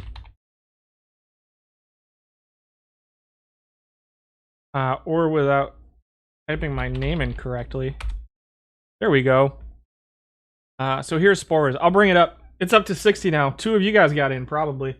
Best of 3, a lot of randomness. It is awesome. I love this tournament. It's my favorite format that we have right now. Until they find like a silver capped round robin that gives me a card at some point during the week. Round robin is my favorite format. I really missed last year's silver snapshots. That was probably my all-time favorite tournament format that they've had in Perfect Team. So I'm really hoping they add a round robin format that has a card as a reward. I don't even care if it's like a 65 rated card. So it's gold or lower. 1981 points. 76 per player on average. 1981 strategy and settings. This week it's Dean Chance, Bill Singer, Billy Williams, and Starling Marte. The Starling Marte, by the way, is a pretty solid silver card from what I've seen. And it's a really cool tournament where, yes, it's a cap tournament, but you can really have solid players everywhere on your team. I'm not going to go over my roster right now. I know you guys just saw like half of it, but I'll talk about my roster tomorrow. I worked this morning on putting it together, probably just in time for them to get knocked out in the first round again. It's best of 3 until the finals, which is best of 5. It is just chaos. It is so much fun. It's a lot of fun. The decimals are terrible this year. 13 and 22 right now. We did get a new toy this week. We opened this guy on Sunday, and he's off to a rough start. Not letting up too many home runs, but we got a perfect Hardware Heroes Roger Clemens this week, which was pretty cool. Always fun getting the perfect drop. We got 36 packs today, and then we're going to call it because that'll put us right at around 2. And I want to eat this buffalo chicken sandwich so badly. I just don't want to do it in front of you guys' faces. So here we go. Mitch Moreland in pack number 1. I'm sad to see him not with the Red Sox anymore. He was a fun player. I don't believe I have any special packs here. Diamond Xander Bogaerts. Duplicate diamond. Johnny Knops.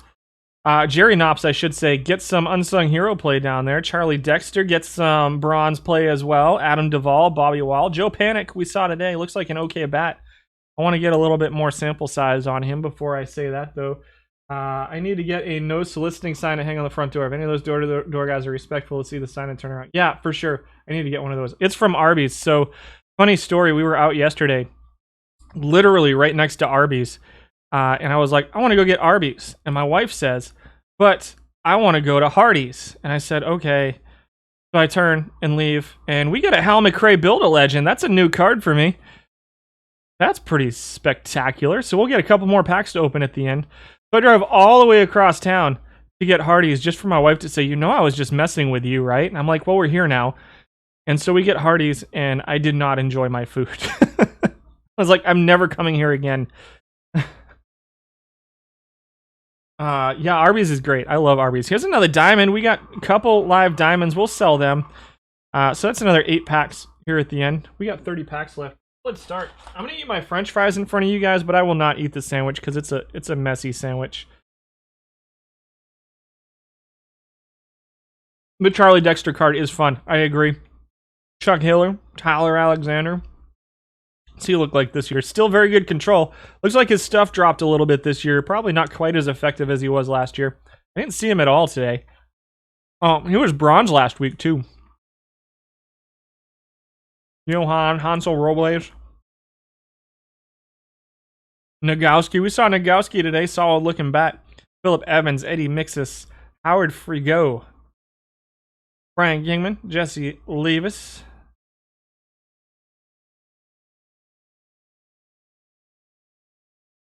Radia, nothing good in that pack. We got 25 packs. I changed my mind. You're going to have to deal with seeing me shove this sandwich.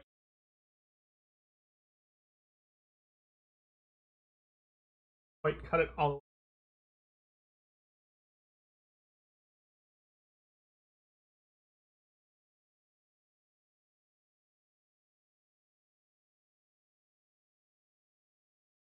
There's a Bruce Robbins. There's a Swanson. Still a pretty good iron pitcher there. Eric Swanson. It makes me feel better eat with the camera off as this sandwich isn't getting any warmer. No, you're good. That's fair. I can wait. Barrios. 21 packs left.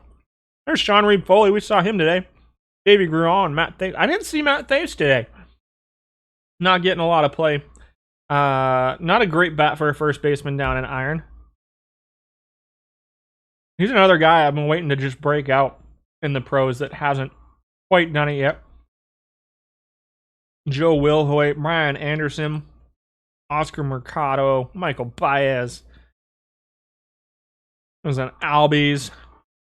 No longer a diamond. Warren Morris. Oscar Zamora, rookie sensation.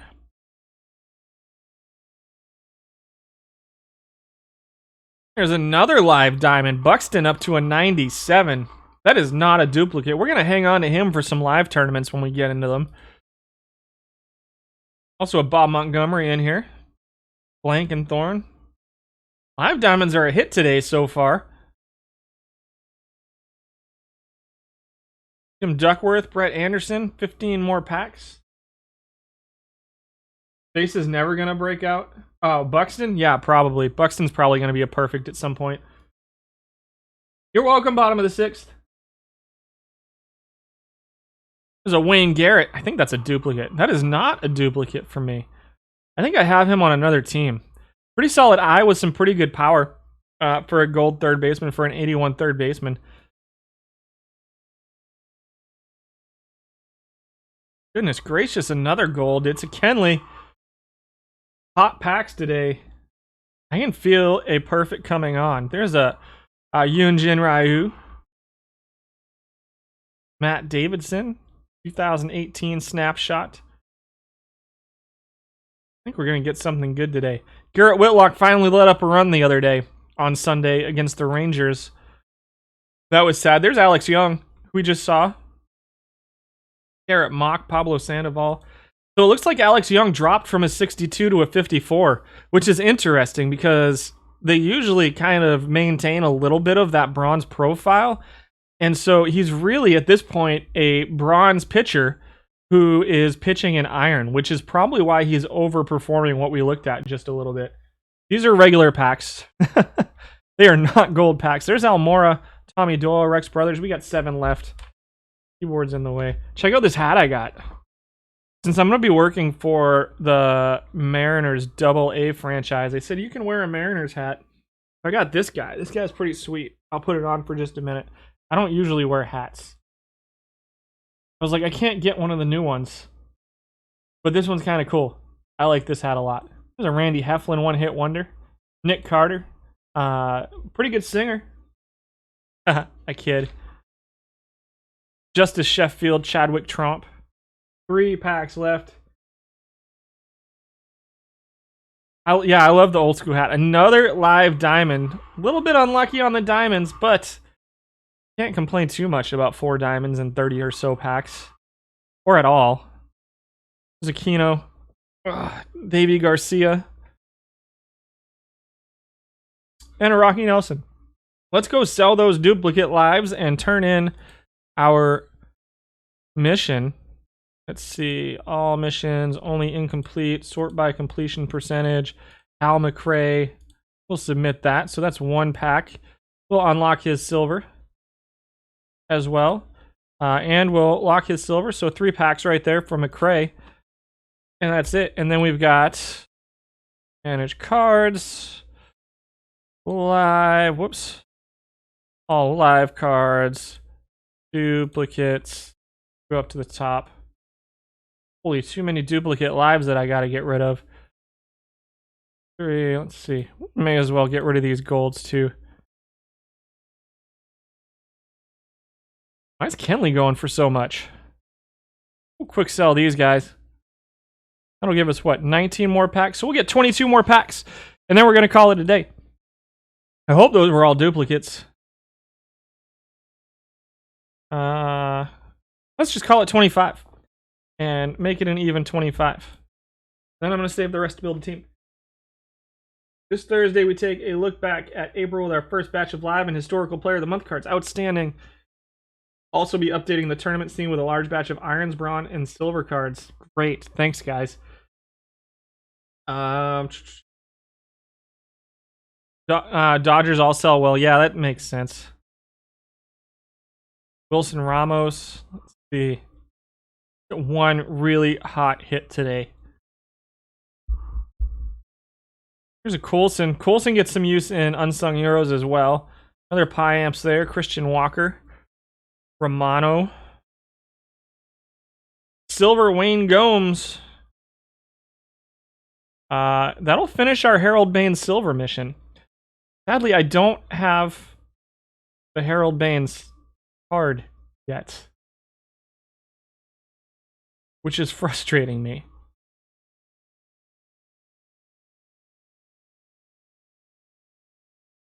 Shoemaker, the only bronze in that pack. Giordano Ventura, he gets a little bit of play in bronze. Interesting card. I didn't realize I didn't have that card yet. Team doesn't do bronze anymore, so not terribly useful to this team, but maybe it's part of a collection down the road. Betances, Harrison, Mel Queen, Aaron Slagers. There's another live diamond. Nelson Cruz, 40 some odd years old. Makes me feel way worse about the state of my body because I am not in shape.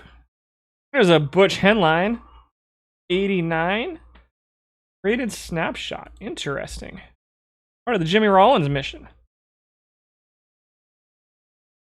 You got all the bronze and most of the silvers? I do not have all the bronze yet. Doolittle. Got 17 packs. There's a bunch of the bronze that I don't have yet.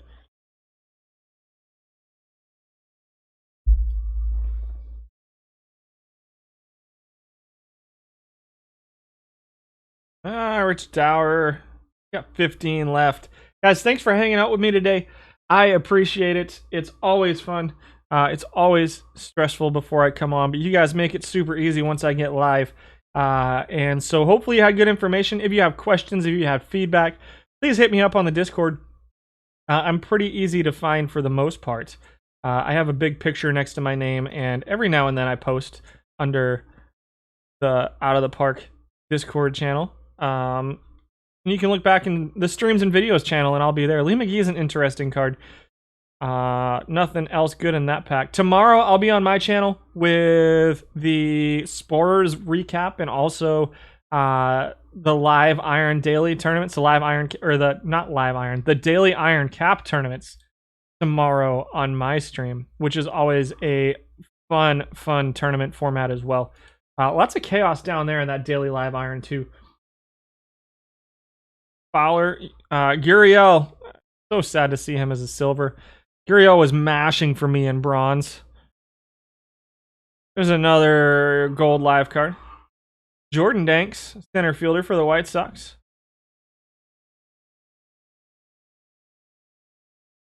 Oscar Zamora, 5 left. 4 left. Yikes. Anyway, because got some use last year in bronze, not so much this year. I haven't seen him too much in bronze this year. Ollendorf shows up sometimes in the Unsung Heroes. Sheldon Noyce, Adam Kolarek, Kyle Nelson, 3 packs left. And announcement for next week. I have to work next Tuesday afternoon because we have a day game down at the stadium. And so I haven't worked out exactly what day Tournament Tuesday will be next week, but it will not be on Tuesday next week. I'm working with Rich to figure out where we're going to slot it in. So there we go. Solid Dick Schofield card. And Jim Owens. That's a solid pack to close it out on, at least. Good looking pitcher, Jim Owens. I think we finished another mission, didn't we? Collection missions. We did. We finished the Harold Band Silver mission. So we got 2 last packs left. Every now and then, you get a big hit on one of these 2 packs.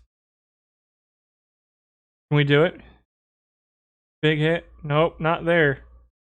And the last pack. So not Tuesday next week, but it will happen next week. At least one of the days. No, those were disappointing packs. Guys, have a fantastic afternoon. Have a fantastic week if you don't come out and hang out on my channel. But again, tomorrow will be 10 o'clock Central Standard Time. Spores. I can't wait. I love doing spores. Guys, have a fantastic afternoon, and I'll see you later. Bye.